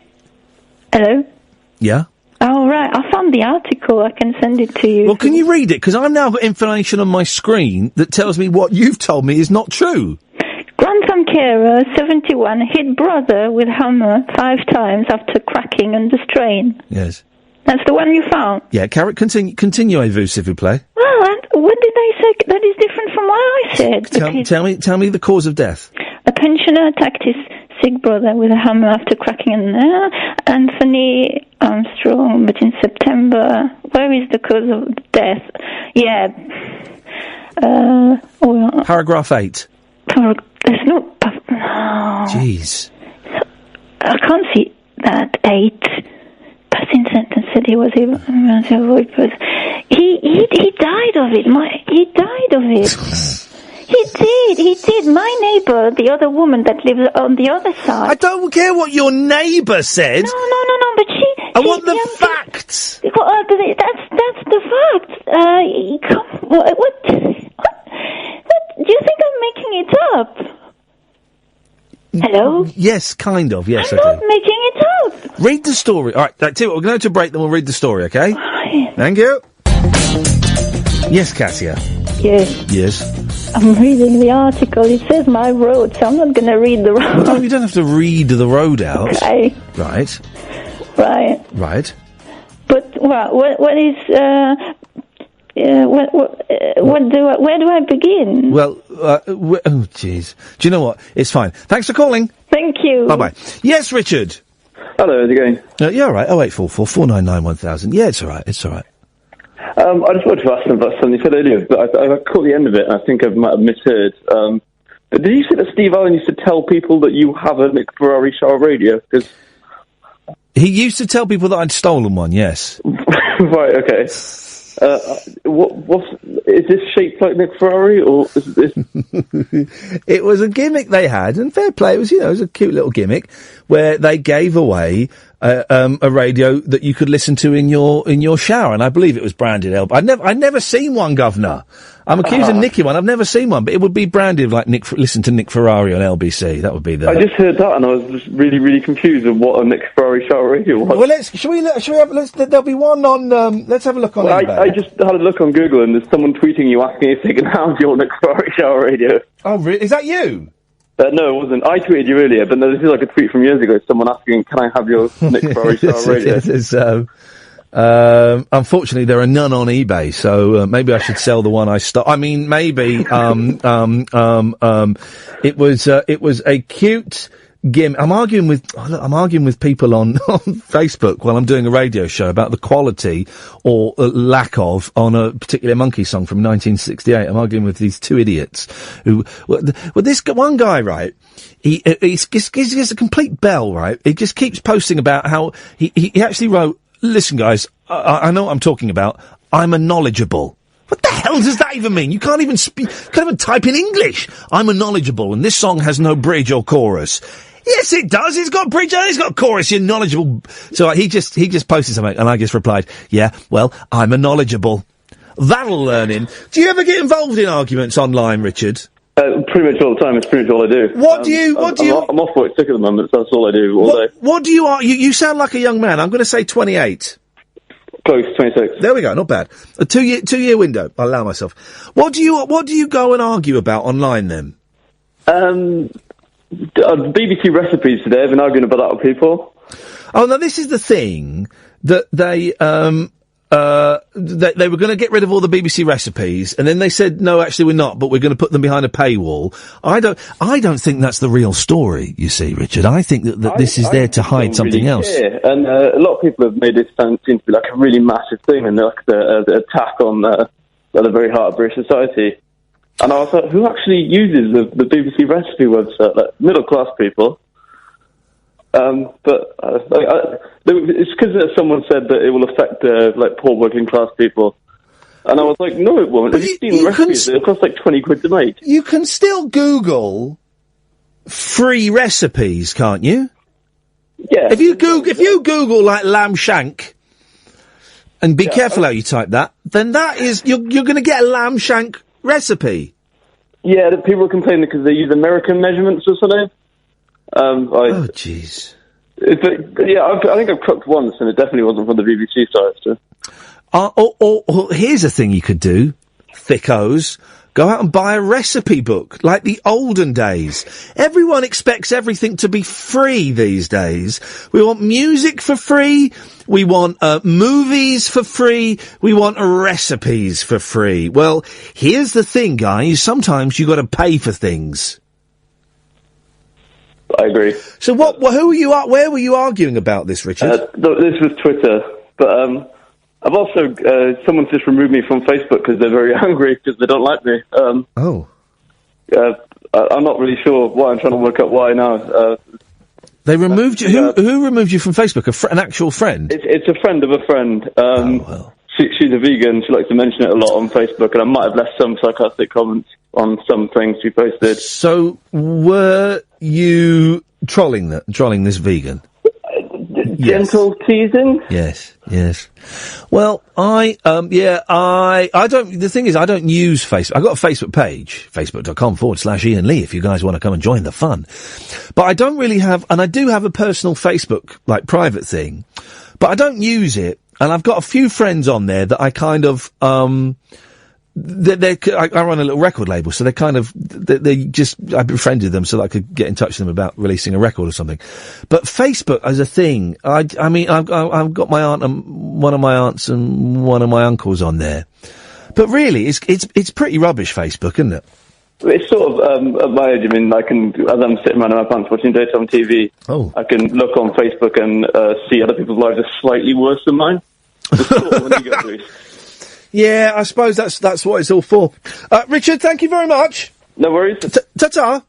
Bye-bye. 0844 499 1000. Now would be an excellent time to give us a call, because we ain't got any callers, guys. We literally have no callers. That's fine, because I looked through the papers today, and I can sit and go through the papers. I'm happy to do that. Guys. 0844 499 1000. The way it works, for the next 40 minutes or so, if you call up, No, I tell you what we'll do. Let's mix it up a little bit, right? Because let's mix it up a little bit, and this may work and this may not work. This may be a disaster, this may be, it may work, because I know a lot of you kind of switch off at about midnight. Midnight is like, well, we've got to go to school, got to go to work tomorrow, so we're going to switch off. And if you switched off at midnight last night, you will have missed, a really beautiful 60 minutes of, I mean, I don't even know what it was. There were bits where it was quite psychedelic. My favourite bit was talking to the fisherman dude. You catch them, and then you throw them back in. And it was kind of, it was a beautiful, you know, LSD tinged, moment. And then we had John the Farmer, and then we had Pie Poker. And I can't really explain it any better than that. If you missed it, there was a bonus podcast that got released today. So go and check that you've downloaded yesterday's show and then the podcast that we put out kind of about 4 or 5 o'clock this afternoon, on iTunes or your usual podcast provider. But it was such a delightful hour. I'm aware, don't get that. I'm aware that some people kind of miss that hour. So why don't we, for the next, maybe for the rest of the show, but certainly up until midnight, we'll take calls straight to air now. Shall we? So the way it works, and I will warn you, you know, the 0844 499 1000, 7 pence a minute, plus access charge, significantly more from mobiles, right? And this may work and this may not work, and that's the beauty of it, you know, and it doesn't matter if it doesn't work. If it doesn't work, that's still it working, guys. So you phone up, instead of speaking to Ed or Kath, you'll speak to me straight away. Line 1, you're on the wireless. Oh, good evening, Ian. Good evening. Nice to speak to you. I just wanted to basically counteract what your previous caller said about he sort of, I got the impression he enjoyed arguing online. Yes. But I personally find that a real soul-destroying and depressing situation. I used to do it on Twitter a lot. Yeah. I used to find that my sister's mentally handicapped, and a word like spastic or something would really... Isn't that funny? Can I stop you there? Yeah, by all means. Spastic is a word that doesn't get used very often, right? Literally, as you said that, I'm reading the word spastic on someone's Twitter feed. And you know, and apologies for people being offended by the use of the word, but this is one of those weird moments. There's something going on, right? How old? What are you, 45? 40. Okay, a little bit out. Right. You'll remember the programme called Finger Bobs. Remember Finger Bobs? Yeah, Yoffie lifts a finger. Yoffie. So head pops out, yeah. And the person who tweeted the word spastic is Yoffie from Finger Bobs. It actually is. He's an actor called Will Stainsby. And he's just tweeted... He's on Twitter, yeah, wow. at Will Stainsby. That one person you follow who's a spastic but thinks he's godlike. And I just clicked on it because someone had messaged both of us and he replied, ha, ha, ha. And I just clicked on his thing. And I'm reading that as you say the word. Now, isn't that odd? Because that's a word, and we will get to the point, I promise. That's a word that was really prevalent in the 70s and the 80s and kind of died out. Oh, very much so. Yeah, in the 90s. And you said it literally just as I'm reading it. There's some... Maybe I'm trying to find too much in it that's not there. So go on. You argue with people online, or you did, or you don't. No, I did on Twitter. That was just an example. But what you find over time, I mean, there was sort of another chap I knew that was a married guy that was constantly flirting and looking at pictures of boobs and and things like that. The things that morally I would find offensive, and I'd challenge them, and they'd have their own sets of friends or whatever. And despite knowing that you're right, you find yourself not getting it anywhere at all, and it would drive you mad. And you can't win. You can't win. You dwell on it, and that's my point, Ian. I mean, I think that's. I used to follow, hundreds of people, and then you think, well, hang on a minute, I'm going to unfollow these people. I don't mean to offend them, but it's just because, I don't know them, but there's nothing personal. But I just want Twitter or whatever I look at online to be things I actually want to, enjoy my online experience about. And if I see these sort of things, I mean, I saw something earlier today about, one of these has got a homosexual friend, and he was having an argument with one of these far-right accounts, and, you want to jump in But you realise it's just futile. You cannot win. At no point is the other person going to go, the other person's going to go, yeah, do you know what, actually? You're right, it doesn't matter if gays get married. No, you're right, sorry about that. Yeah, it's never going to happen. And I know you've had your problems with Twitter as well, you know, the last couple of months and things. And I found I have a much more enjoyable online experience by just ignoring it. Yeah. Just letting it go. You can't change their mind. Your moral centre tells you that you're right. And yet, you know, just ignore it. I'm following 8 people I'm following now. And that's it. But I think you'd enjoy it. You know, if you found, you know, you can follow 500 people, but they have to be good people or things that you have things in common with. You know, and just you know, in the moment someone isn't within your remit of what you want to look at. Yeah. Well, bye. You know, and it's nothing personal, and you don't know them, but. It's just a counter argument. I really enjoy Twitter now, it really did get me down. It really did get me low. And I thought, what the heck, you know, very similar to what you've been going through recently, but... I think Twitter's... enjoy it, but you surround yourself with things that, you know, that you like, really. Listen, I'm going to move on. Thank you very much indeed. 0844 499 1000. Line 2, you're on the wireless. Oh, hello, Ian. Steve Allen here. Hello, Steve. How are you, Ian? I've been down to Bill's the Butcher's in Twickenham. He gave me some sausages. They were absolutely gorgeous, Well, Ian. congratulations on your win last night. Thank you very much. It's a long time coming. Babs was there, Babs Windsor and Paul O'Grady. You know who my new best friend is, Ian? Yeah, go on, who's that? Boy George. I've been ripping him to shreds for the last 10 years, and now we're best of friends. Oh, really? We are, Ian. Anyway, Ian, I've got to go. I'm going to Joe Allen's to meet Quinton Crisp. Okay. Goodbye. Ta-ta. 0844 499 1000. We're just moving it around a little bit. What day is it today? Is it Wednesday? Yeah, that sounds about right. The middle of the week. Let's just shift things ever so slightly. You can call in any of the stuff we've talked about. The voices in your head, man. Morse code, semaphore, suicidal vets. Songs what scare you. We can play Katie Hopkins poker as well if you fancy. Or you can just phone up and make fart noises down the phone. That's kind of as complicated the show is going to get tonight. Honestly, I'm tired, man. I'm really, really tired. I mean, I just want to sit here and cry. I'm so exhausted. And it turns out that sitting in a hospital for hours is really exhausting. And I feel bad. I only stayed for 2 hours today with my mum in hospital. She's probably going to be in, certainly all this week, probably next week, and probably a bit of the week after. Yeah, I know. And they're going to do a little procedure on her next week.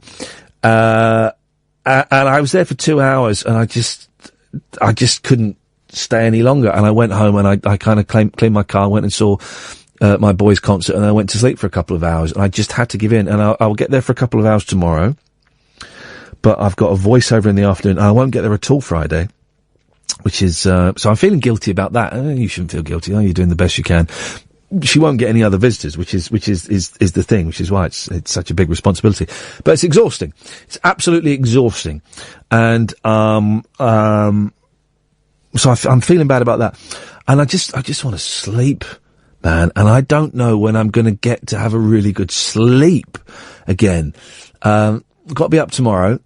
Then Friday, got to take the kids to school, so I'll get 4 hours sleep. Then I'll get up with the kids, take them to school. Then I'm driving to Poole in Dorset to give a talk somewhere, which I'm excited about, but it's a long old drive and I'm going to be knackered. Then Saturday, visiting Mum, and then it's a fete at the school, and then I'm taking my eldest to see Brian Wilson, which will be wicked. Sunday I might get a little sleepy. That would be nice. But so I'm tired. And so it's, I'm gonna sit here, and you're quiet on the phones, and that's fine, and that's not criticism. It's maybe I'm doing something wrong, but then again, maybe you're tired. You know? Do you know what I mean? Maybe you're tired, and, it's the middle of the week, and maybe you're a little bit bored of this nonsense, and you want something a little bit different, which I am not providing, and I apologise if that's the case.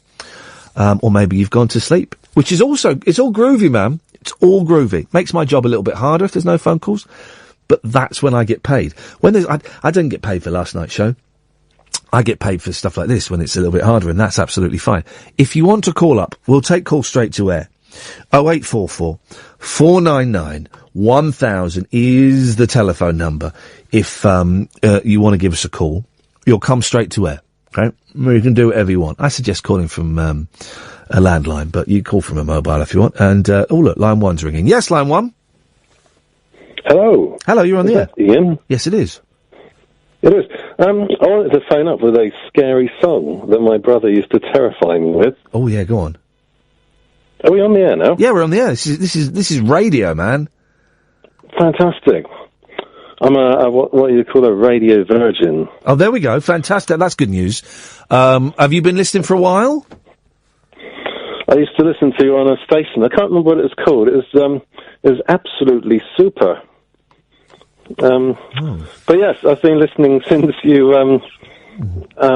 appeared on Talk Radio. It's great. You're very kind. Thank you very much. What's the scary song? The song.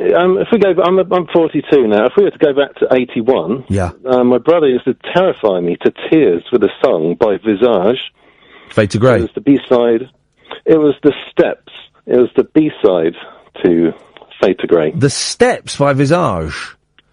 Yes, it's very rare. And if you can track this down and play this tonight, that'd be fantastic.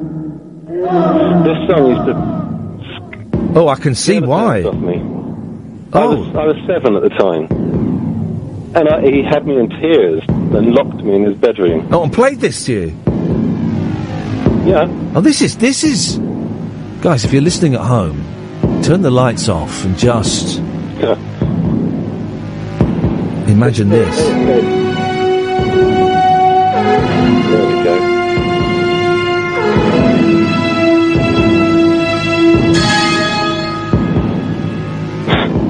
When you're 7, it's bad. Oh, when you're 42, it's bad. This is horrible.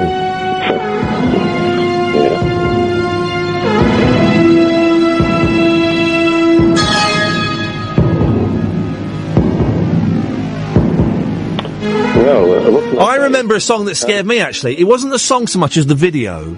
And it was at the height of the Cold War, when we were all going to get bombed by nuclear bombs. And as a teenager, I was terrified of getting bombed by nuclear bombs, right? The video to Two Tribes by Frankie Goes to Hollywood. Oh. Do you remember it with Gorbachev and Reagan having a fight in a dirt ring? And people like betting on it. Oh, it scared the life out of me. Were they like the puppets from... it was... they were actual people, but yeah, they had masks on. They had, masks to look like them. But, flipping hell, it was horrible. It used to scare the life. Thank you very much for that. That is a particularly horrible piece of music. You're right. Line 2, you're on the wireless. Oh, they've gone. 0844 499 1000.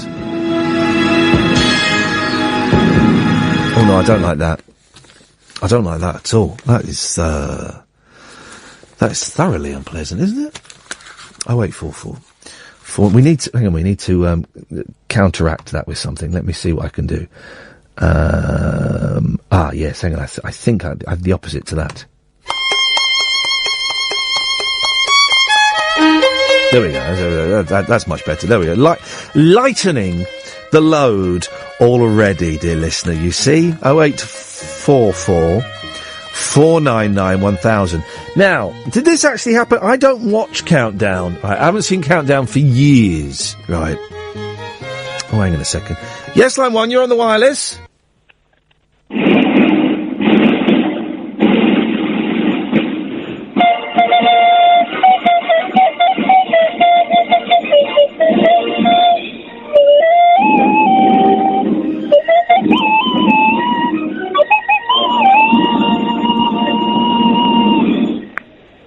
Thank you very much indeed. I think that's someone I tweeted earlier on. I got it from Danny Baker, and it's called like Crappy Flute or something. I can't remember what the name is. Might be a bit swearier than that. And he just plays a recorder really badly over songs, and it's genius. Line 2, you're on the wireless. Ian, it's Will. Hello, Will. I thought I'd just give you a call. Hello, Will. How are you doing, fella? You all right? I'm very well, very well. Great show tonight. Loads of things I really enjoyed. You know that whole thing about the voices in your head? Yes. I stopped going on the tube for a while, and I consider myself a really sane person. Yeah. But every morning, getting in front of that tube train was getting increasingly appealing. Wait, I'm guessing that your life wasn't in a particularly dark place, or maybe it was. Well, depends on your reading of the situation, but no, I was having a good time, and it was one of these things where I actually just found myself thinking it, like, what would happen if you went under there, and, Isn't it funny? you know... Yeah. The human mind, right, is nuts. And I want to start reading more. We started, I don't know if you heard the show the other day, we had reading a book by Will Storr, called Heretics. And it basically kind of explains very briefly and very simply how the brain works and how, everything we see, it's all recreated in our heads, and there are creatures that can see more colours and stuff like that. And then just today, this thing, I really wanted to stand up in this classroom full of 6-year-old kids and go, none of this matters! And it was, I honestly, it was such a, and the jumping in front of the train thing, Will, I think is a really common one, and not just with people who are suicidal or depressed, with, in inverted commas, normal people.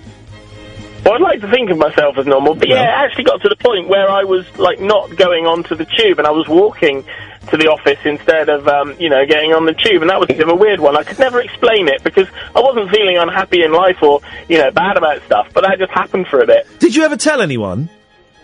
No, you're actually the first person I've ever told. Wowzers, that'll be £60 then, please, Will. Thank you very much indeed. I once got off a tube because I was getting the tube into central London from Highgate, and at Camden, Hugh Dennis got on. Right, from Punt and Dennis and not 2.4 Children. Mary Whitehouse and all that. Yeah. There we go. Now you're showing your age. Yes, from the Mary Whitehouse experience, right? And there's a weird thing, right? When you've been on telly and you see someone else who's been on telly, you're allowed to talk to each other as though you know each other. I'll never forget walking through Muswell Hill, and Tucker Jenkins walked past me and he went, "All right, mate," just because I'd been on telly. It was the weirdest thing, right? And so Hugh Dennis got on, and I had, bizarrely, I'd met him the night before, because he was doing a show with a friend of mine. And I got talking to him. I had nothing in common, don't particularly rate the fella at all, and we used up all of our 3 minutes of conversation the night before. And he got on the tube at Camden, and I remember thinking, oh, flip, and he was literally stood about 3 feet away from me. I was thinking, oh, please don't turn around, please don't turn around. The next stop, Mornington Crescent, I got up and got off the tube and continued my journey via foot. Because I didn't want to talk to Hugh Dennis. Now that's nuts as well, isn't it? And I was really, really late and sweaty for the meeting I was going to. Going to meetings late and sweaty, that's not good. Well, when are we going to have lunch? Soon. We must have lunch soon. You're so full of it, mate. You're so full of it. You know I love you. That's why I called. Nice to talk to you. I'll see you later. Ta-ta. Thanks, mate. Bye-bye. 0844 499 1000 is the telephone number. Yes, line 1. Hello, Ian. Hello. I found the answer. Right. Found the answer. Yes.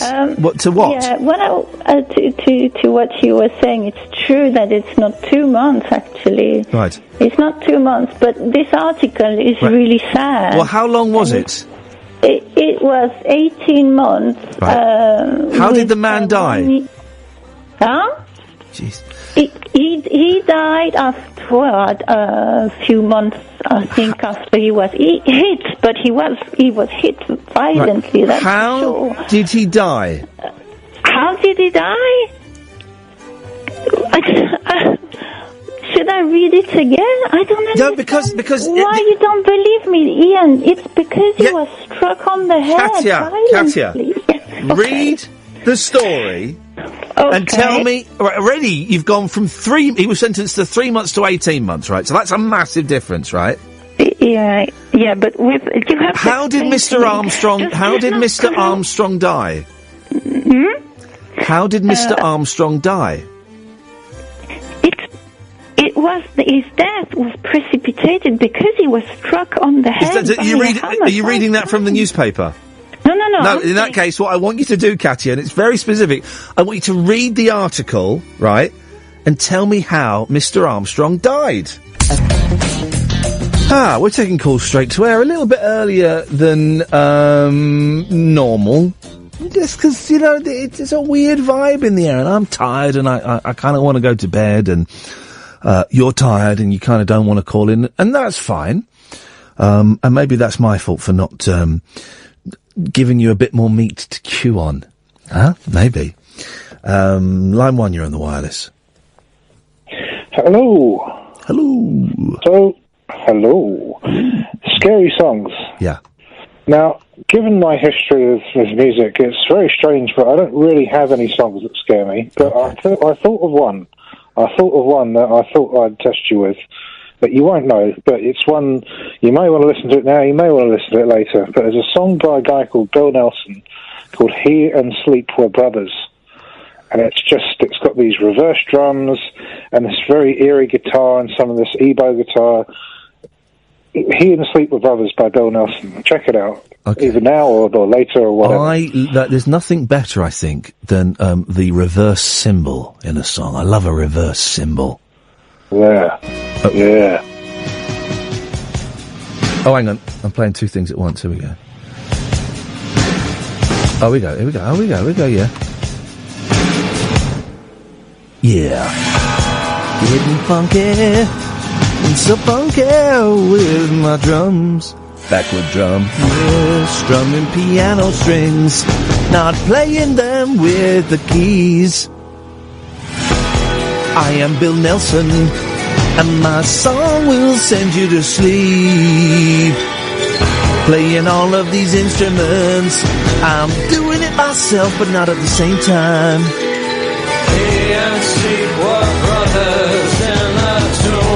No. Come on now, Christopher. What? A line has to be drawn somewhere.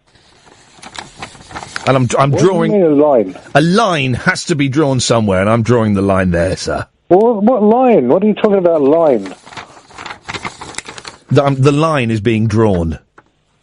There. What line? It's there, Christopher. It's there. It's drawn. So okay, this line, right? Yeah. What defines the line? It's in the sand. Right. Thanks for calling. Line 2, you're on the wireless. Hello. Hello. Hello, you're on the air. I want to see if you remember this, Ian. Okay, go. I won't. My memory's terrible, but go on.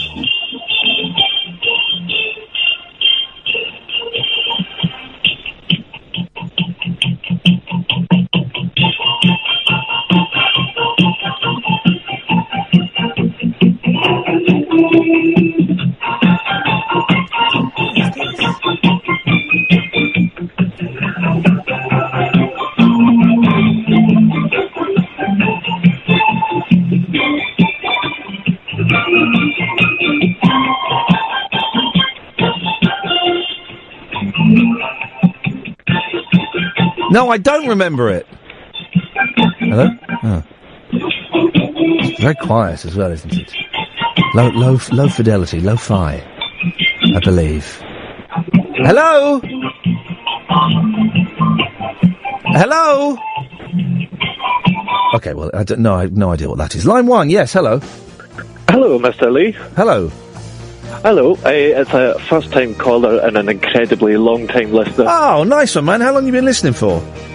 Well, originally I seen you on Rise, and I think the first time on radio was Virgin. Well, okay. Well, you're. I'm gonna. Rise, respect. In terms of my radio career, you're a mid-termer. You're not a long-termer. You're a mid-termer. But that's still groovy. It's not criticism. London-centric, though. Yeah, isn't it just? And I'm doing my best. Whereabouts do you live?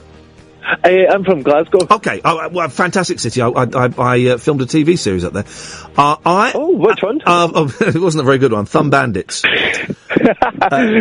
We filmed it up there, but I loved going up there. But how are we doing at making this show not be London centric? I don't think it's London-centric at all. It seems to be incredibly more driven towards like a much more softer side of Iain Lee, more considerate and more personable. I've grown up. Previous shows. I've grown up.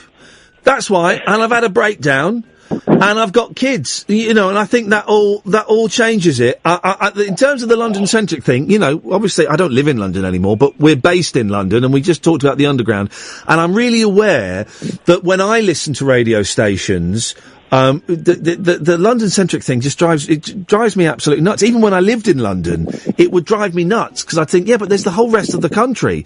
So I'm glad that I'm coming across as softer because that's kind of what I'm hoping to do. But also I'm glad that we're not being too London-centric because that would do my nutting if we were.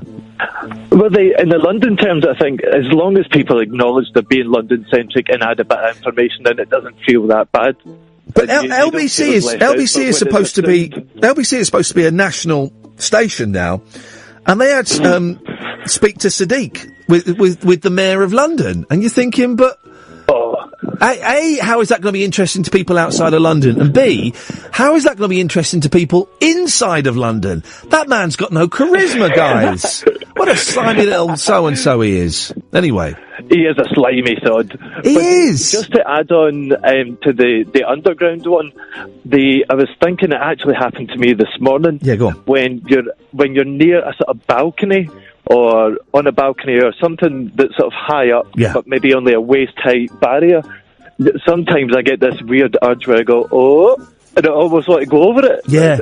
For no reason at all. It's quite odd. Someone's telling me that is called, a few people on Twitter have mentioned that is called cognitive dissonance. Oh. I think that's what they said.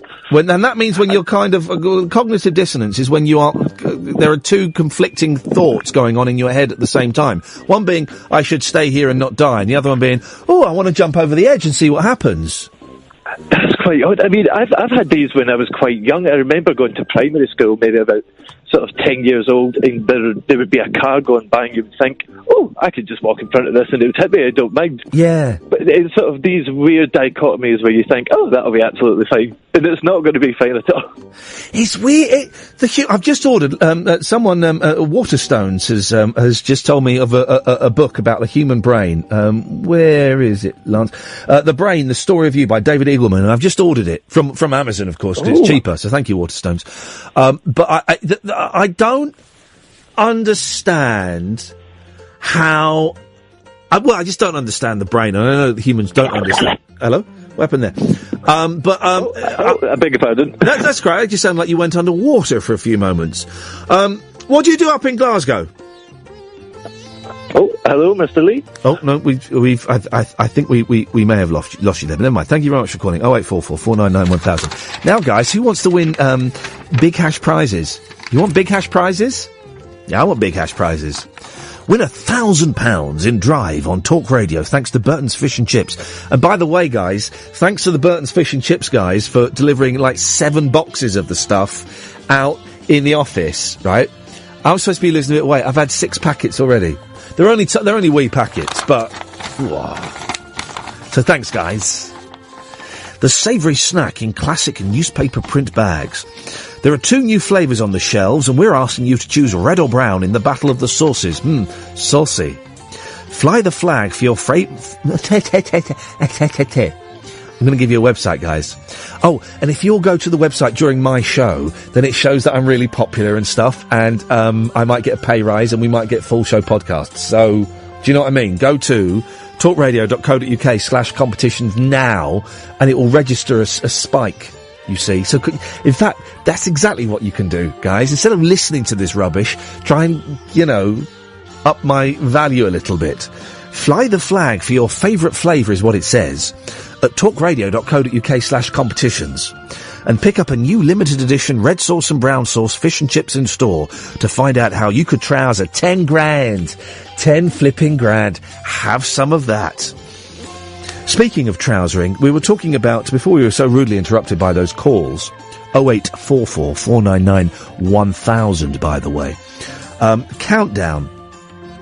Now, I don't really dig Count. I used to like it when it was Richard Whiteley, and there was still a novelty factor, wasn't there, about Countdown and about Channel 4, and Carol Vorderman had yet to become the annoying woman that she is. She was just the clever, the brainy girl on Countdown, and now she is so much more. She's still one of the most sexy women in the world, but who hosts Countdown now? Oh, it's the old fella from is it the old fella from The Apprentice? Is it him? Looks like my father-in-law. I think it's him. Anyway, and Rachel Riley does. That's right. Okay, Rachel Riley. Countdown's Rachel Riley grins awkwardly after being forced to spell out.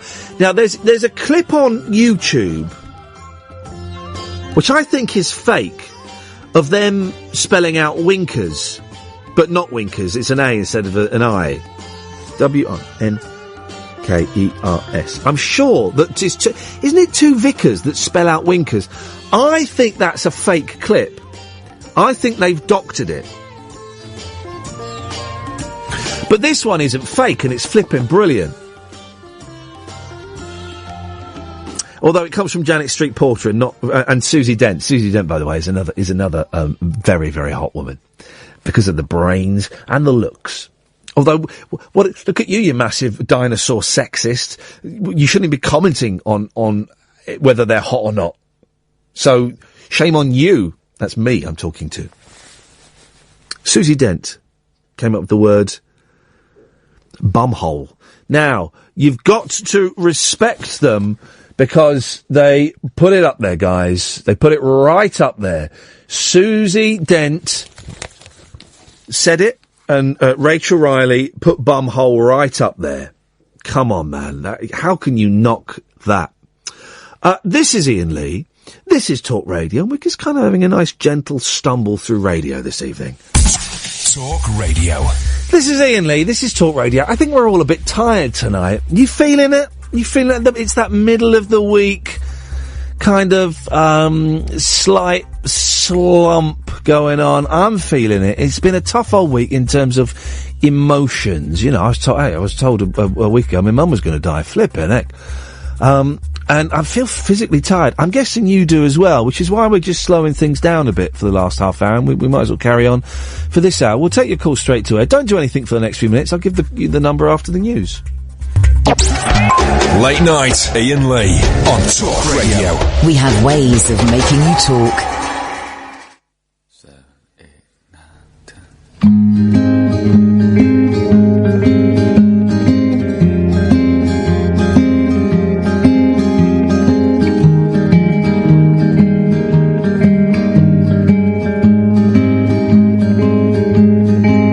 There's a voice that keeps on calling me down the road. That's where I'll always be.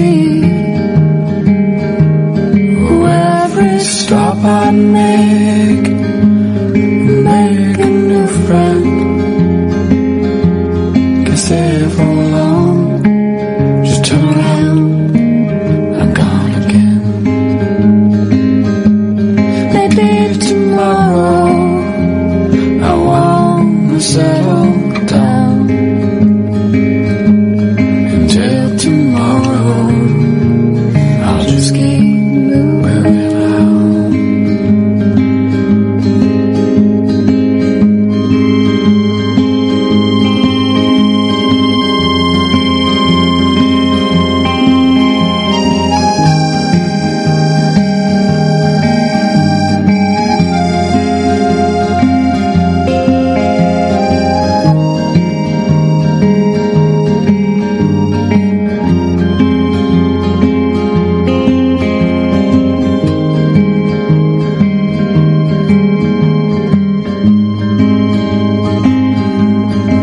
So if you want to join me for a while, just grab your hand. We'll travel light, that's old style. Maybe tomorrow I want to settle down. Until tomorrow I'll just keep moving on. Maybe tomorrow I want to settle down. Until tomorrow I'll just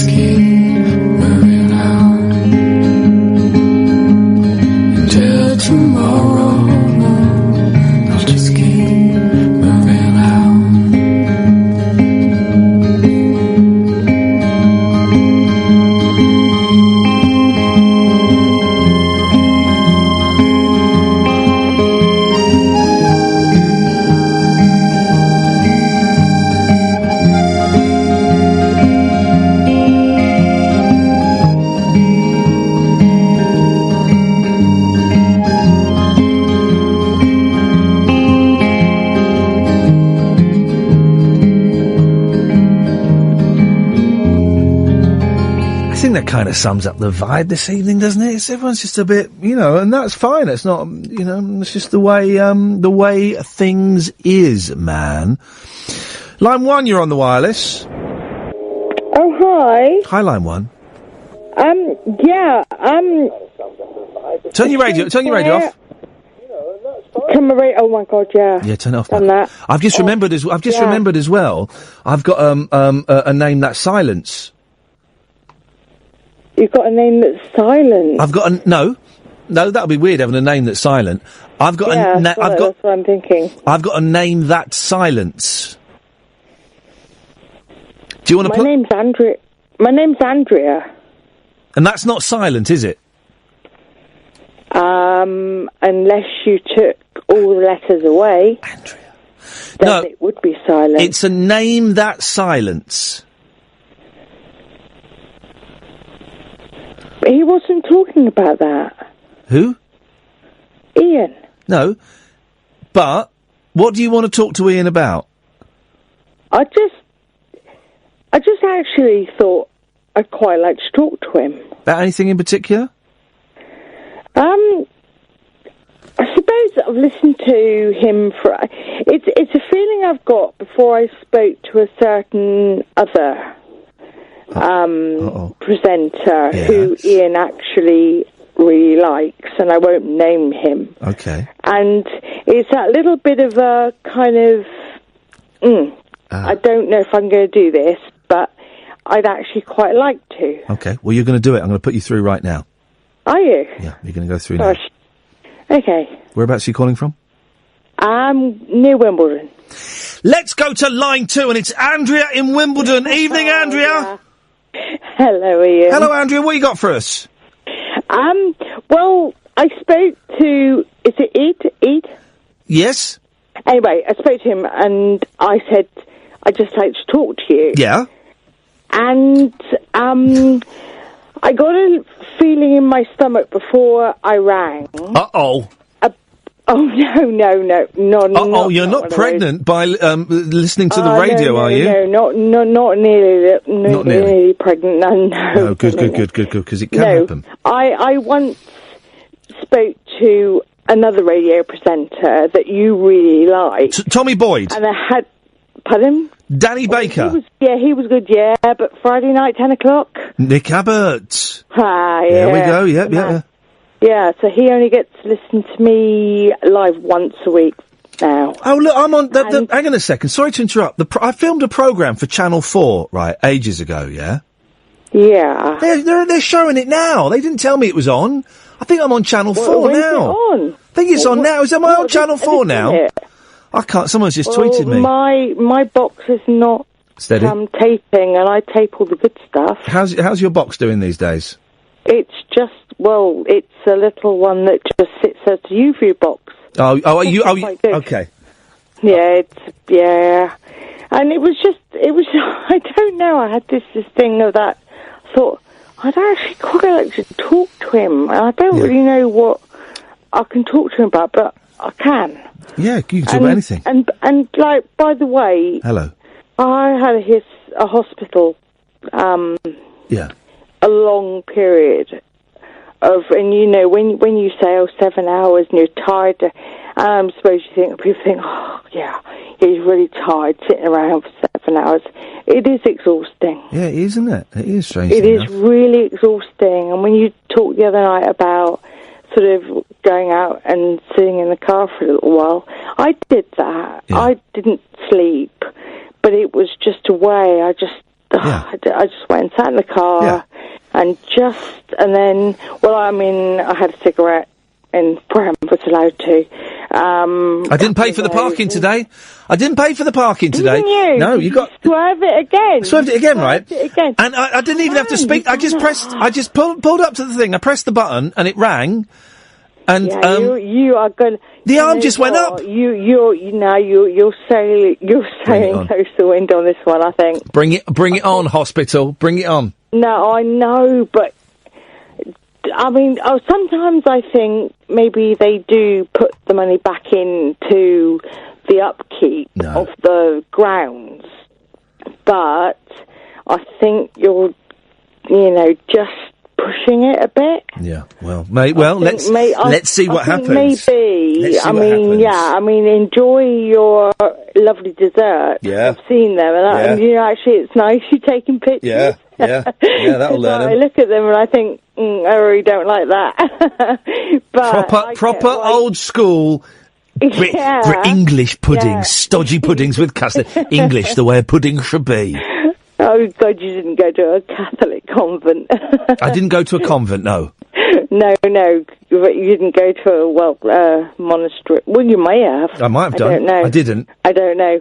Yeah, I didn't. Not a good thing. I didn't. Anyway, it's been a real pleasure. Thank you very much, Andrea. Yeah, and anyway, what was that version of the song you played just then? The Lillis Hobo. That is by really, really nice. That is by F and M. F and M. What? Freddie and Mercury? I don't know. Why not? Thank you, Andrea. I'm on Channel 4 right now. Thanks for telling me. We will let you know when it's on. Would you be able to tweet it? Yeah, I suppose so. Well, then, why don't you tell me when I'm on? I'm on a quiz show on Channel 4 right now. Suffice to say, I destroyed the young lady I was on with. I destroyed her, and I even took a dive in a few rounds because I didn't want to beat her by too much. And I'm funny on there. I'm really funny on there. Yes, line 1, you're on the wireless. Hi, Ian, it's Sophia. Hello, Sophia. How are you? I'm on Radio 4 no, hang on, let me rephrase that. I'm on Channel 4 right now, and I didn't know about it. What are you doing on Channel 4? Quiz show. Oh. And I win it, I thrash her. Spoiler alert, I win it by a country mile. Well done. Thanks very much indeed. What you got for us? Right. I wanted to ask you, have you ever done a job you've been embarrassed about, as in something you wouldn't tell anyone? When you say a job, do you mean like a TV job or something, or any job? I've done some. I've done some right before old. you were famous. Well, I've done some right old crap after being famous. I remember I did this awful thing for the Channel 4 website called Dare for Dosh. Oh, it was awful, right? And it was when websites were just sort of taking off. And they thought that it would be a great idea to make programmes that would just go on the website. Oh, it was horrible. And we had to go up to people in the street and get them to do dares for dosh. Oh, and it was humiliating. But in terms of, like, proper jobs, no, I mean, they were all, like, just, like, I did a lot of shop work, you know. I worked in shops and stacked shelves and stuff. That was all right. Why, what have you done? Well, when I was in between jobs once, I was a sex chat line operator. Ladies and gentlemen, here we go. And how much? Now that's the £1.50 a minute jobby, right? Yes. How much of that £1.50 a minute do you get? 10p. Flipping heck! Really? But you did the voice there. That was a sex voice there. She did the sex voice. That wasn't my sex voice at all. Yeah. Yeah. You had to change. You had to have different categories. Oh right. Yeah. So you had to change your voice according to what category came on the line. And it would ring through to your home phone, would it? Yes. So the call would be diverted to your phone, and then they go, "Whoa, what are you wearing?" And you'd be like 5 o'clock in the afternoon. You'd be going, "Well, I got suzzies on and no knickers," and it was all that stuff, was it? Pretty much. You'd be doing your ironing while you were, wow, you know, talking dirty to a certain gentleman. Yeah. Oh dearie me! And there's the noise again. So how much would you make? How long did you do it for? I did it for 3 months. And how much money did you make in that 3 months? Well, I did it mainly overnight. Yeah. So it was because it was more popular at 3 o'clock in the morning. Yeah. For some reason. But the idea was obviously to keep the guy on the phone as long as possible. Of course, yeah. And then the longer they stayed on, the more you got paid, as in, so it went up from 10p all the way up to 90p. Wow. Yeah. I know. Amazing. But I did it, I got roughly about £400 a month. £400 a month, that's a little bit rubbish for talking filthy to perverts. And I bet some of them were proper dirty, weren't they? Proper dirty. I'm not sure. I'm not even sure I could actually tell you on the radio some of the things. Really, proper filth. Proper filth. Proper filth. And here's the thing, right? At any point, in those conversations, did you find yourself actually enjoying it? If you know what I mean. Oh, well, there you go. There's some stuff that is very plain and simple, and you get a guy who's just talking dirty, and you think, okay. Yeah. But some stuff, sometimes you've got to stop yourself from laughing. Oh, because it was a bit freaky. It wasn't so much freaky, it was just sometimes, I mean, everyone's got tastes and things in the world, and I'm very open-minded. Yeah. But some of the stuff, it's just like, it's so out there that you just think... Go on, what was the most out there thing that you had to, nothing too vulgar, but what was some of the nonsense you had to deal with? A gentleman wanted to talk about anal sex. Right, okay. Back to the bumhole on countdown. Yeah, he wanted to finish, shall we say, in that area. Okay, well, I think that's probably about as far as we can go, but thank you very much indeed. That's not just freaky as it goes. 0844 499 1000. 0844 499 1000. I'm getting people, I've had two people saying, we can't find the phone number. Well, you have to listen and pay attention, don't you? We say it, and you listen. 0844 499 1000. Line 1, you're on the wireless. Hello, Ian. Hello, Line 1. It's your new co-sponsor here. It's Candice Marie from Nothing May. Keith. Ian? Yes, Candice Marie. Candice Marie. Yeah, I'm a first-time caller. Yes. You do sound a bit like Keith. Yes, Candice Marie. Get to the point, please. I'm a bit nervous. I haven't called a radio show since 1979. Yes. I spoke with Steve Allen about the Winter of Discontent. He was a very bitter fellow, I must say. Ian, me and Keith had a lovely day on the campsite today. Yes. We were riding on puppy fails. Have you ridden a puppy fail, Ian? It's very pleasurable. Also, I love that that's becoming a thing. Yes. Oh, yes. Fantastic. Yes. Also, Ian, Keith and I are long-time listeners and big fans. Fantastic. But I have to say, we're also very interested in Alan Caddick's Willie. Oh, look at that. They chuckled and blew it at the end. Not blew it, that'd be horrible, but you know what I mean. Yes, Line 2, you're on the wireless. Good evening. Good evening, Line 2. Good evening, long-time listener, first-time caller. We had a lot of those tonight, thank you. Well, a very long time, 8 years, maybe. You're on the TV. You must be tired. Yeah, apparently I'm on the TV now, on a thing called You're Blink. on the TV and on the Periscope in front of me. What the hell is going on, man? Am I coming across well on the TV? I destroyed it's like a Holly really Dempsey. bad programme. Yeah, well, it's about you out. Yeah, it's a bad programme. 500 quid, you can't argue with that. Green screen? Green screen, of course, yes, completely. We're in this tiny corner of this huge studio in Pinewood. And, yeah, it's all green screen. Am I being funny, though? You're coming across, funny, yes. Yeah, to me, funny, yes. Well, now, hang on, what does that mean to you, funny, yes? Well, I get your humour. Okay, but that's maybe the normal person, not so much. I think that's pretty evident by the fact that that's the first TV job I've had in 3 years, so, yeah. You know. Yeah. It was 2 hours work. It was 500 quid. TV at the same time. Yeah, beautiful. I'm living the dream. Literally living the dream. Literally living the flipping dream. The flipping TV radio dream. Well, I can afford the mortgage this month, which is good. Anything else? Lovely. No, nothing. No, just first-time caller, long-time listener. How's Andre? I haven't spoken to Andre for absolutely years. I'd like to think he's all right. Line 1, you're on the wireless. When the moon hits your eye like a great pizza pie, that's amore. When the world seems to shine like you've had too much wine, that's amore.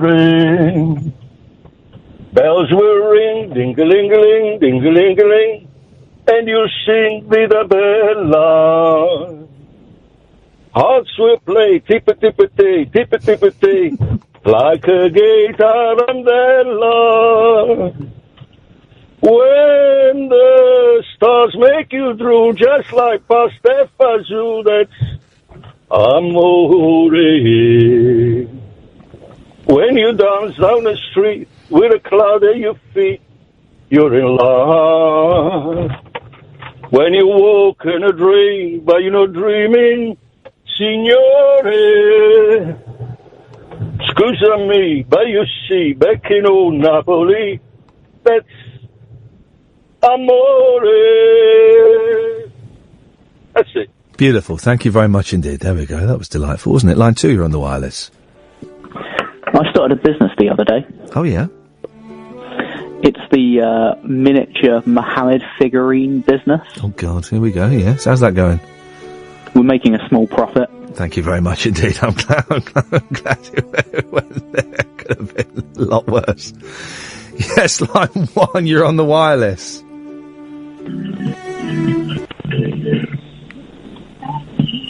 It's too quiet, man. It's too quiet. If you're going to play it louder and don't have it on speakerphone. Line 2, you're on the wireless. Good evening. Good evening, line 2. I think we got disconnected. How is Andre? I don't know. I've not spoken to him for 5 years. 5 years? It can't be 5 years. Yeah, I probably left Absolute in it was October. I remember that 2011. It feels like so left, but I miss Andre. Where's he gone with his Subaru? Well, he's probably burning it up in his Subaru. Line 1, you're on the wireless. How you doing, mate? All right. Yeah, I'm good, thank you. Yeah, you had a bloke ringing last night, and he was talking about pies. Yes. Well, I've got a list here of pie films. Okay, Pies Like Us. Pie Hard. Pie Hard 2. Reach for the Pie. Oh, hang on a second. Pie Kids. Pie Society. Oh, yeah, okay.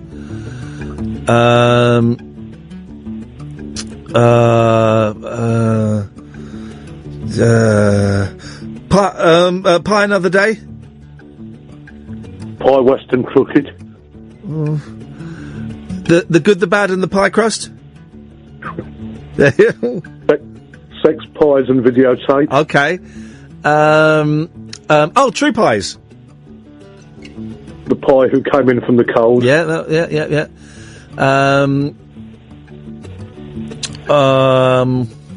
Hang on.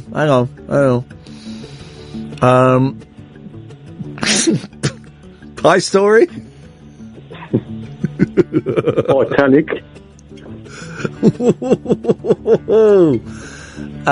Secrets and Pies. Pie Cousin Vinny.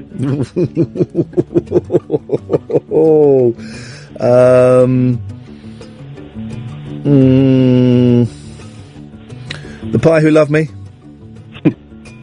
think we had that one already. Golden Pie. Pie School Musical. It's good.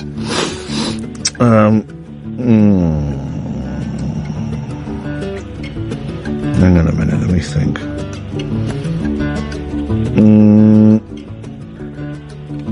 No, you win! Oh, thanks very much. Thank you very much, I enjoyed that. That was fun, that. Line 2, you're on the wireless. Tags, we have who's on first, what's on second, I don't know who's on third. That's what I want to find out. I say, who's on first, what's on second, I don't know who's on third. Are you the manager? Yes. You're going to be the coach too? Yes. And you know the fellow's name? I should. Well, then who's on first? Yes. I mean the fellow's name? Who? The guy on first. Who? The first base? Who? The guy playing first. Who's on first? I'm asking you who's on first. That's the man's name. That's whose name? Yes. Well, go ahead and tell me. That's it. That's who? Yes. Look, you got a first baseman? Certainly. Who's playing first? That's right. When you pay off the first baseman every month, who gets the money? Every dollar of it. All I'm trying to find out is the fellow's name on first base. Who? The guy that gets the money. That's it. Who gets the money on first base? He does, every dollar. Sometimes his wife comes down and collects it. Whose wife? Yes. What's wrong with that? Look, all I want to know is when you sign up the first baseman, how does he sign his name to the contract? The guy. Who? How does he sign his name? That's how he signs it. Who? Yes. All I'm trying to find out is what's the guy's name on first base? No, what is on second base? I'm not asking you who's on second. Who's on first? On base for the time. Well, those things are playing for. I'm not saying to nobody. Take it easy, buddy. I'm only asking you, who's the guy on first base? That's right. Okay. All right. Okay. It's not the best quality. That's of course the brilliant, Who's on First from the mediocre Abbott and Costello. They had moments of brilliance, right?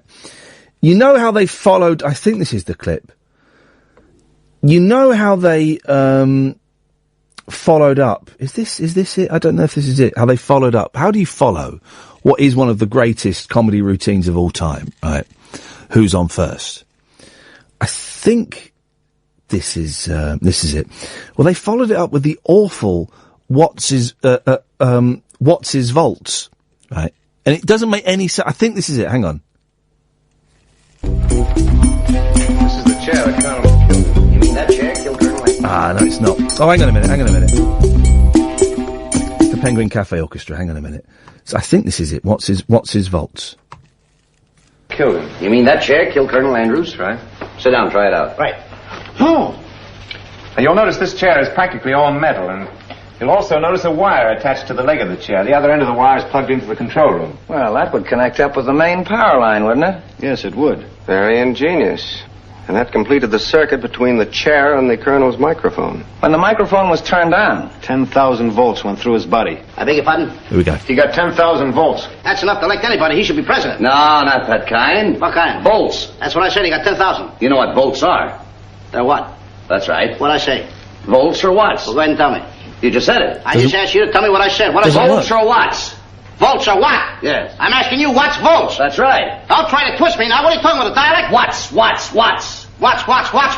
Volts. What's volts? That's right. Well, go ahead and tell me. Well, that's it. What are volts? That's right. I'm asking you.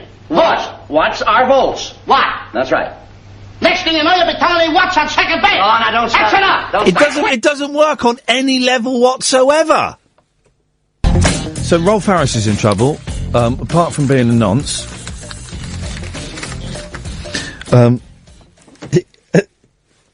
Now, I'm never sure, right, I believe these stories that they get from inside prisons, right? And also... Oh, God, that's loud, isn't it? Also, we probably should...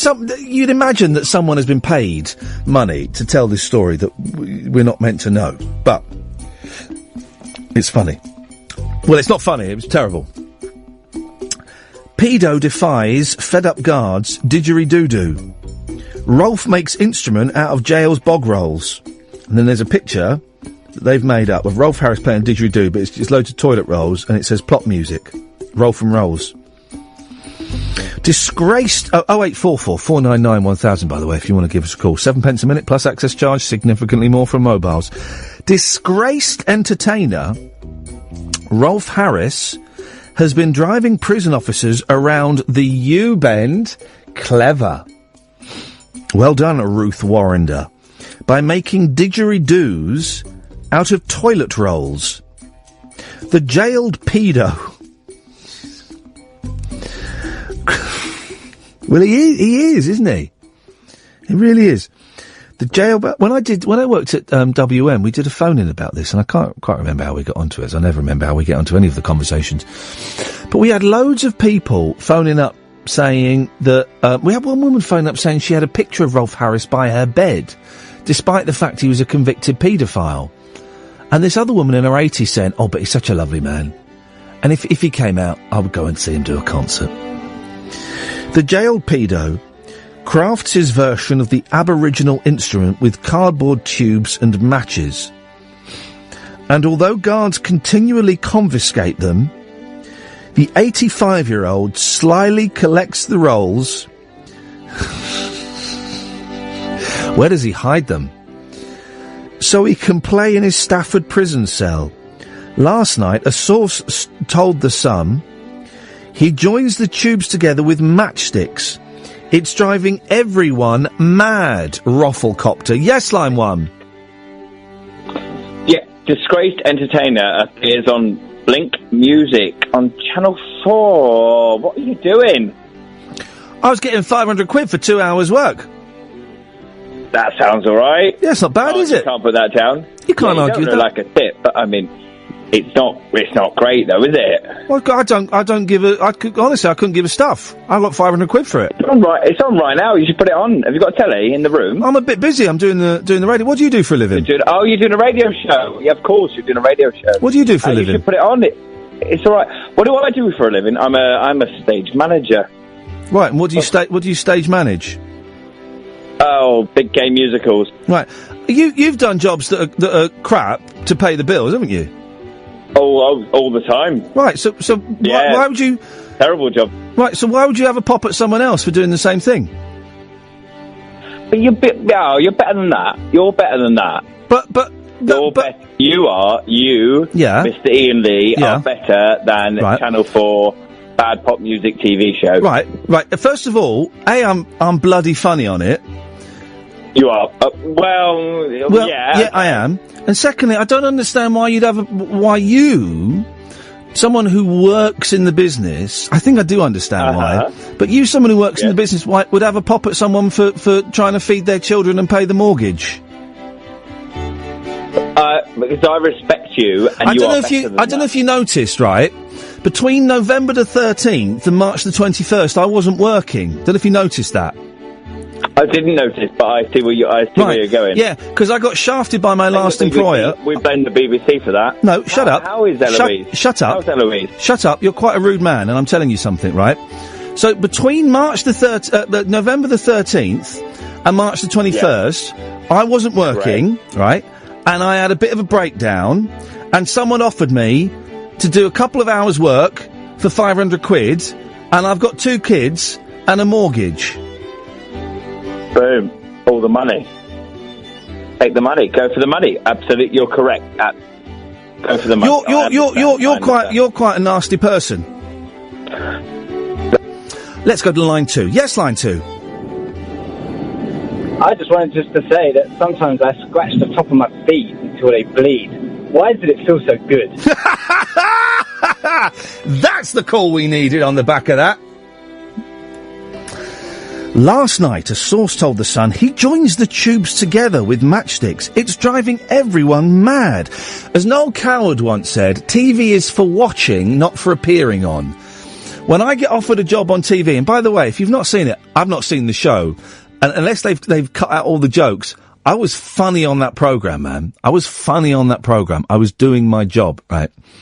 And when I get offered a job on the TV now, which isn't very often, I say, how long will it take? How much money will it pay? I literally couldn't give a stuff what the end result is. As long as I get to keep my clothes on, and I don't have to, climb up a wall or do anything that's too exerting, and the money to work ratio is pretty good, 250 quid an hour, that works out for me, then I'll do it. Then I'll do it. So, I don't have any problem, you're not going to shame me for feeding my kids. He sits in his cell. 0844 499 1000. He sits in his cell and tries to play his homemade didgeridoo. It's not the real deal, but it acts as therapy for him. Let's go to line 1. Yes, line 1. Yes, I found the answer. Okay. How did the man that you claim was murdered by his brother next door to you, how did he actually die? I'm going to tell you why I'm ringing you. How did he actually die? Answer that question. Answer the question. How did he actually... If I answer the question... Right. If I answer the question, I'm not going to be able to tell you what I want. How did he actually die? Right. It says here, Mr. Dunn, which I suppose is the judge. Yeah. Is it? I want to talk about receiving the call from my dad saying that he wanted assisted suicide. Okay, we can do that in a minute. Oh, well, that's... yeah, okay, let's do that. But how did he die? Mr. Dunn, so that's the judge, said that since the incident in September of last year, Michael Armstrong had passed away, but his death was not connected with the hammer attack. So, Katia, what have we learned? So it started off with a story about a man next door murdering his brother and only getting sentenced to 3 months, right? It turns out he didn't murder his brother, and he got 18 months. So... It got 18 the whole months. Story... And it was suspended for a year. The whole story is flim-flam. It's not flim-flam. When it shows, it actually... Because we heard it, it was awful, Ian. hearing it. Yeah, not knowing what. fair play. He tried to stove a bloke's head in, yes, but he didn't murder him.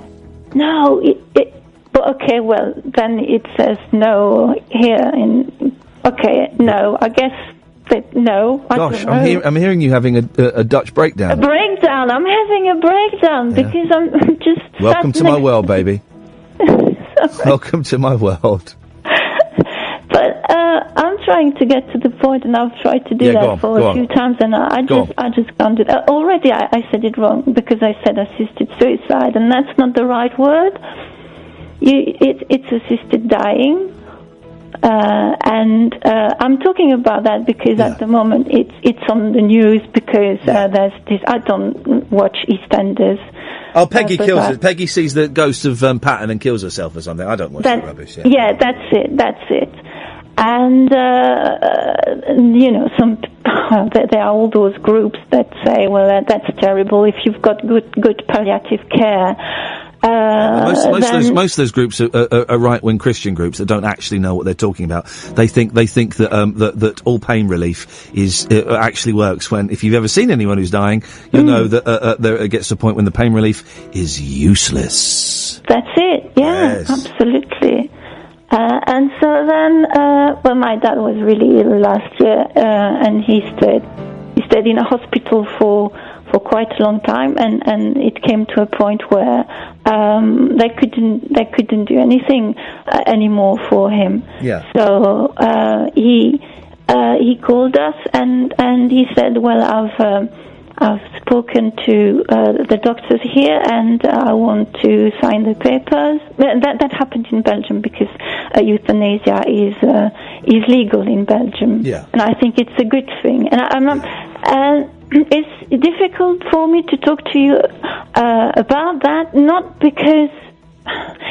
Because it happened recently, but it's something that I'm very passionate about. I think that it should be legal.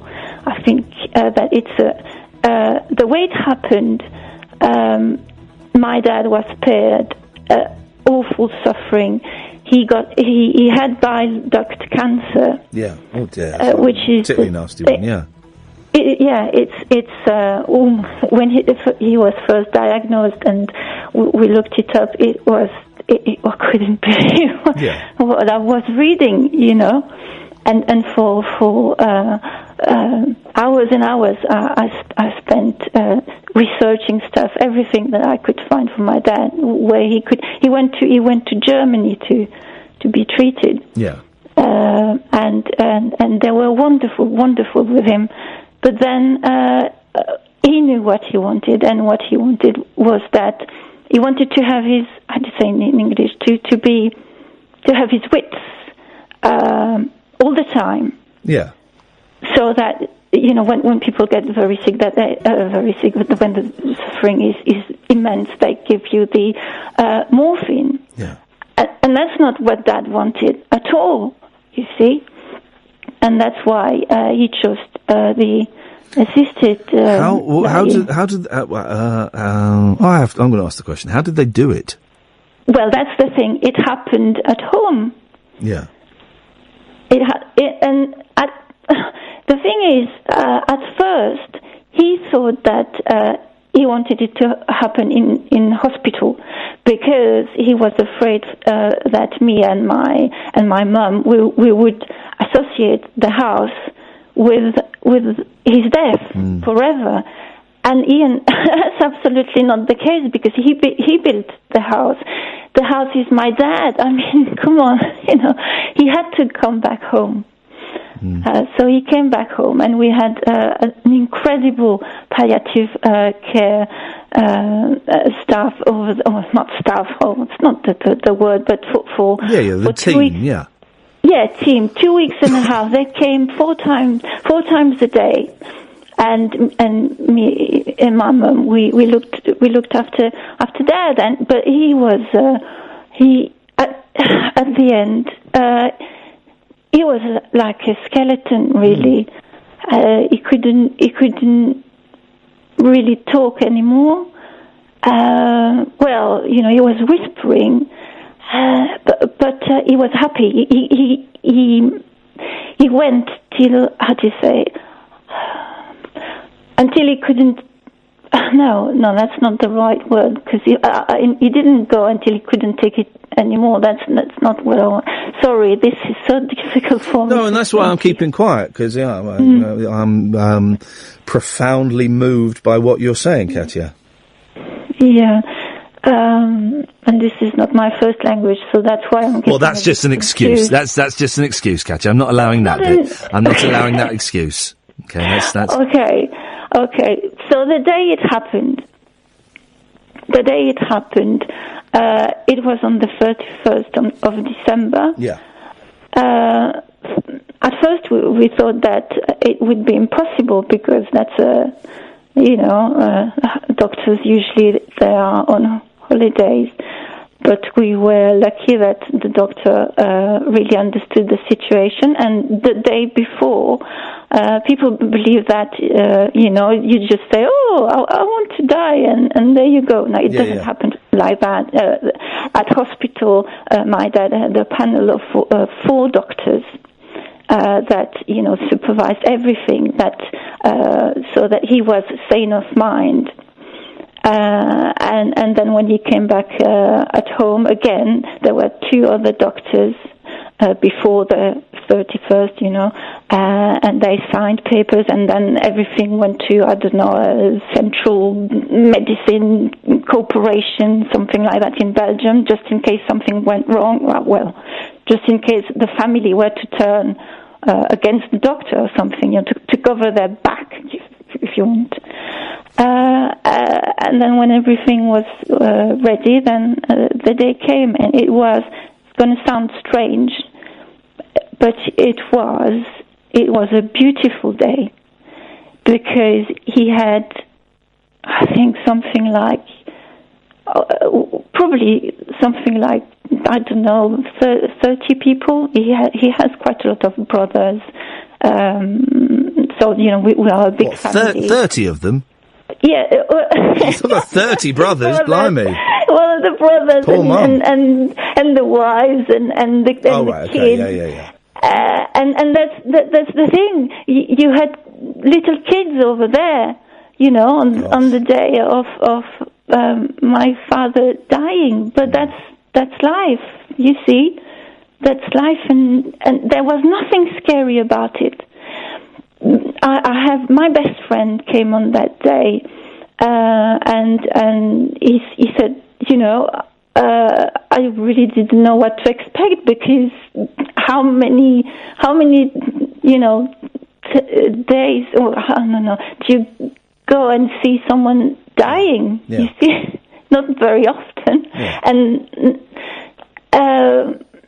and it was a privilege, to say goodbye, and everyone took their times, and at the very end, my dad opened, well, not him, because he was too weak. He asked for Roger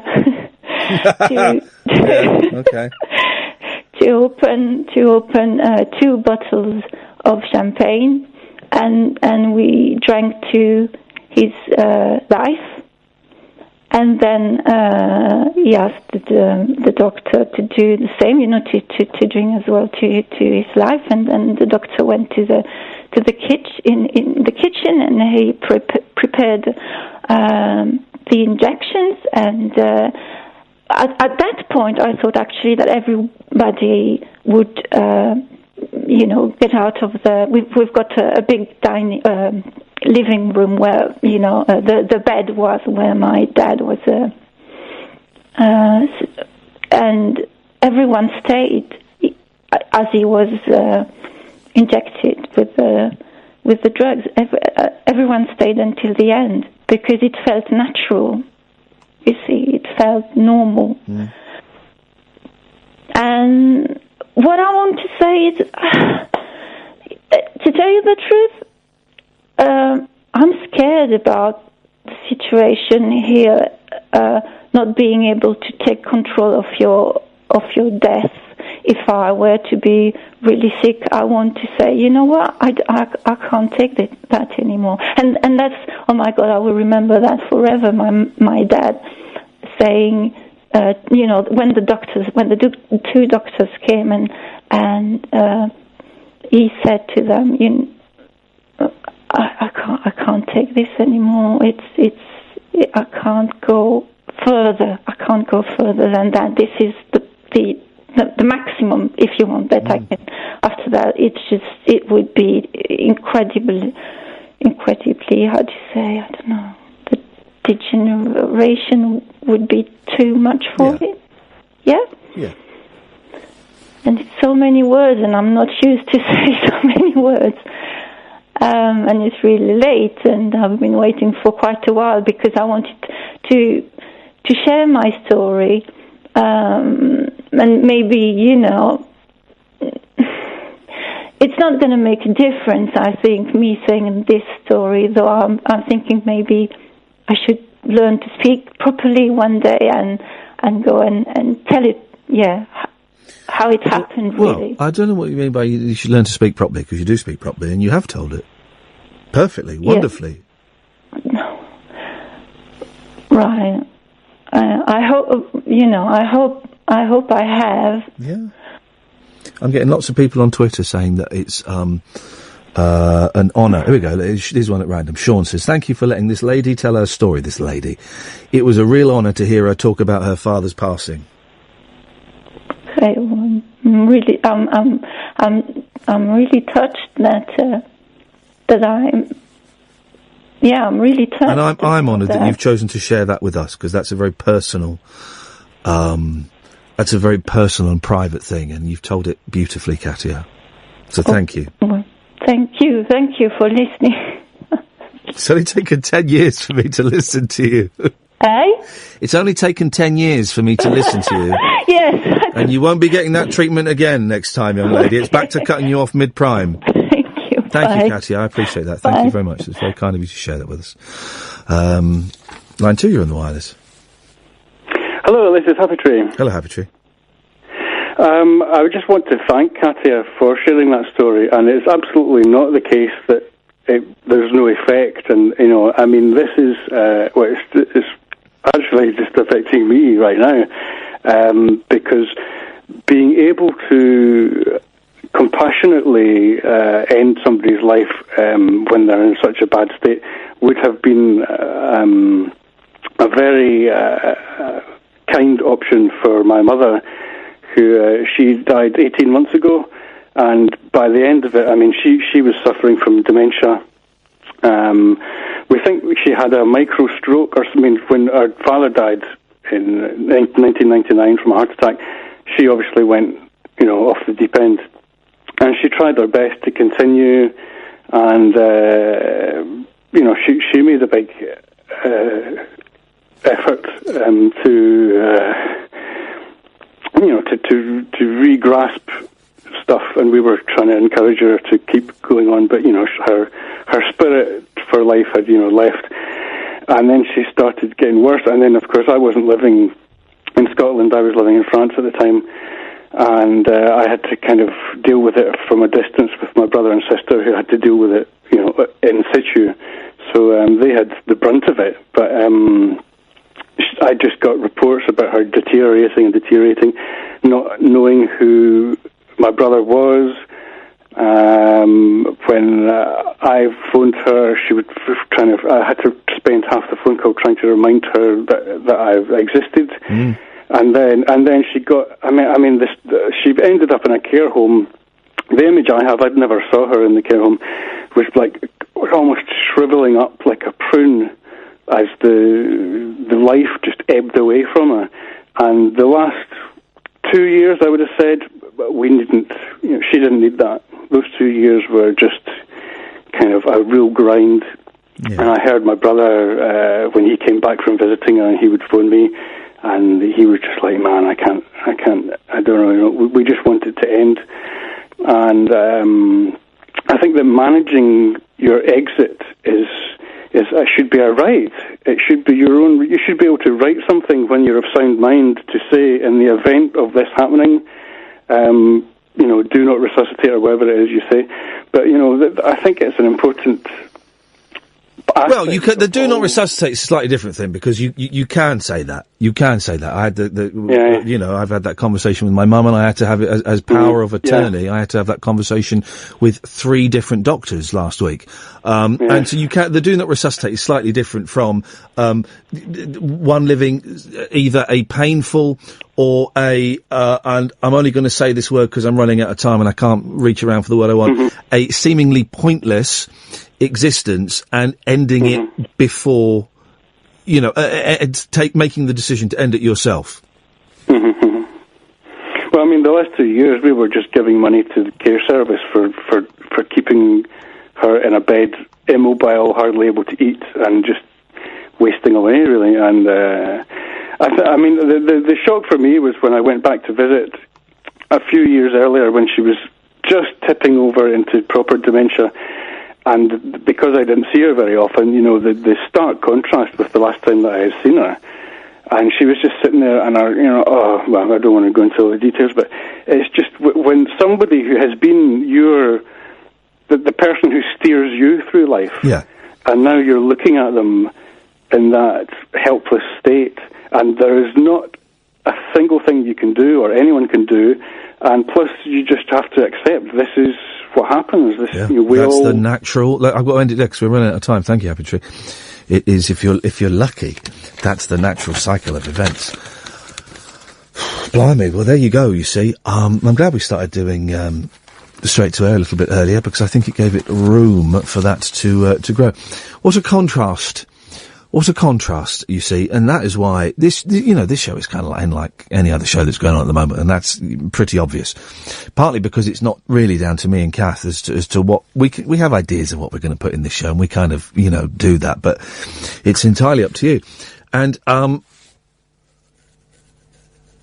compare the ending of yesterday's show with the ending of today's show. What can I say? Back tomorrow at 10. Ta-ta. Across the UK, online and on DAB. A radio star is born. You're going to love Talk Radio.